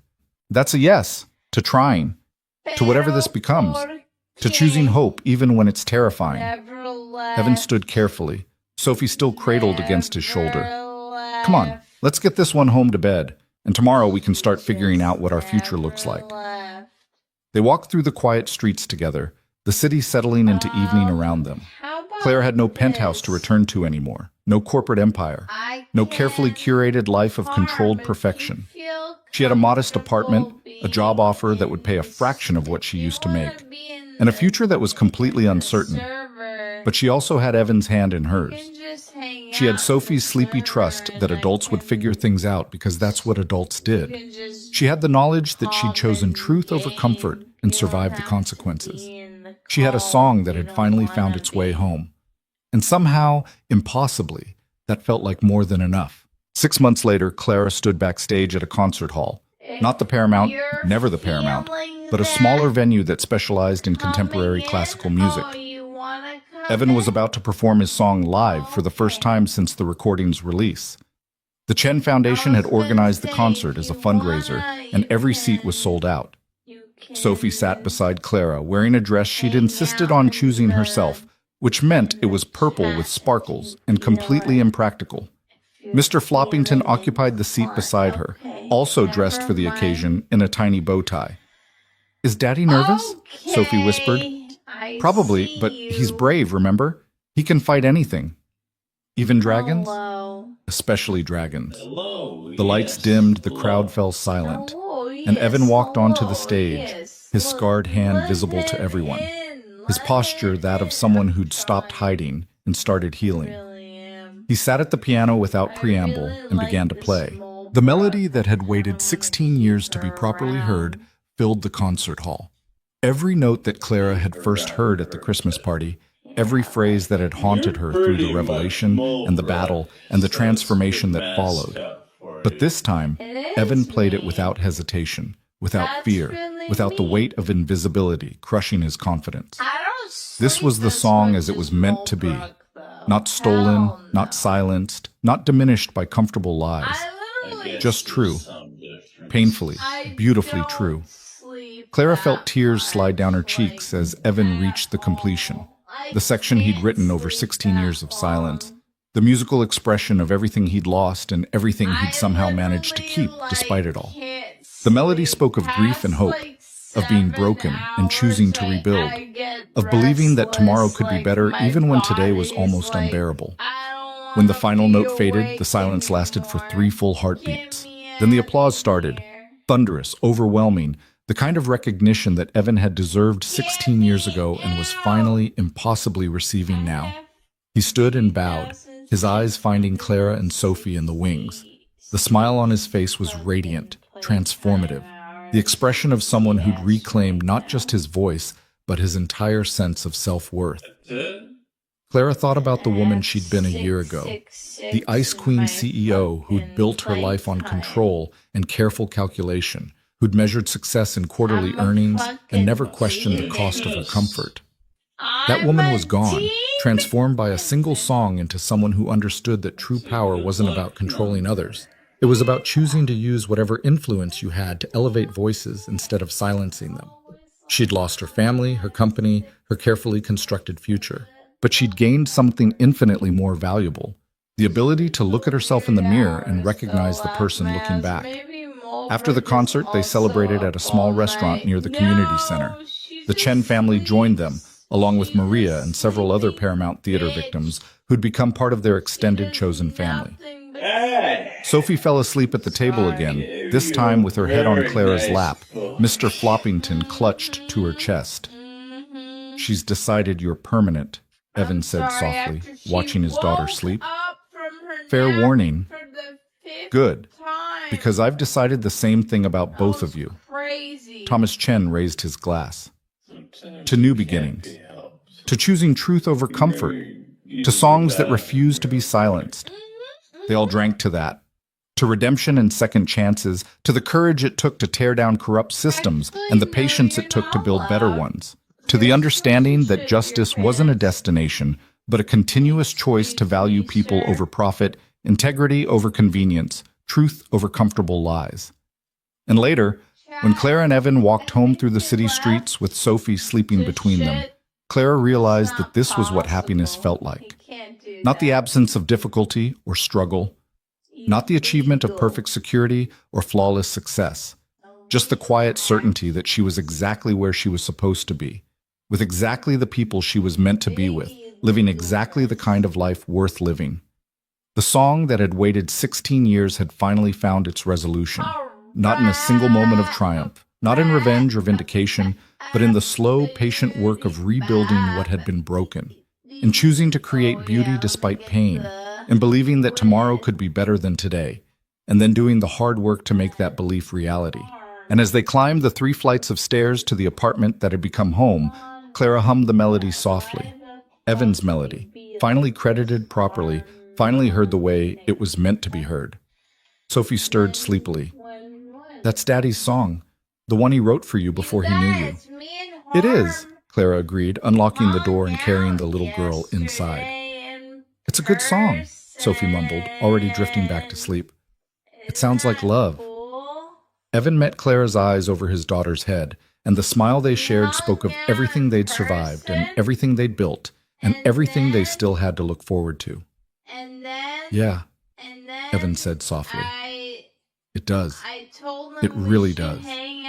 And in that small apartment filled with secondhand furniture and homemade art, and the evidence of lives being lived with intention and joy, the song that had waited 16 years to be properly heard finally, truly came home.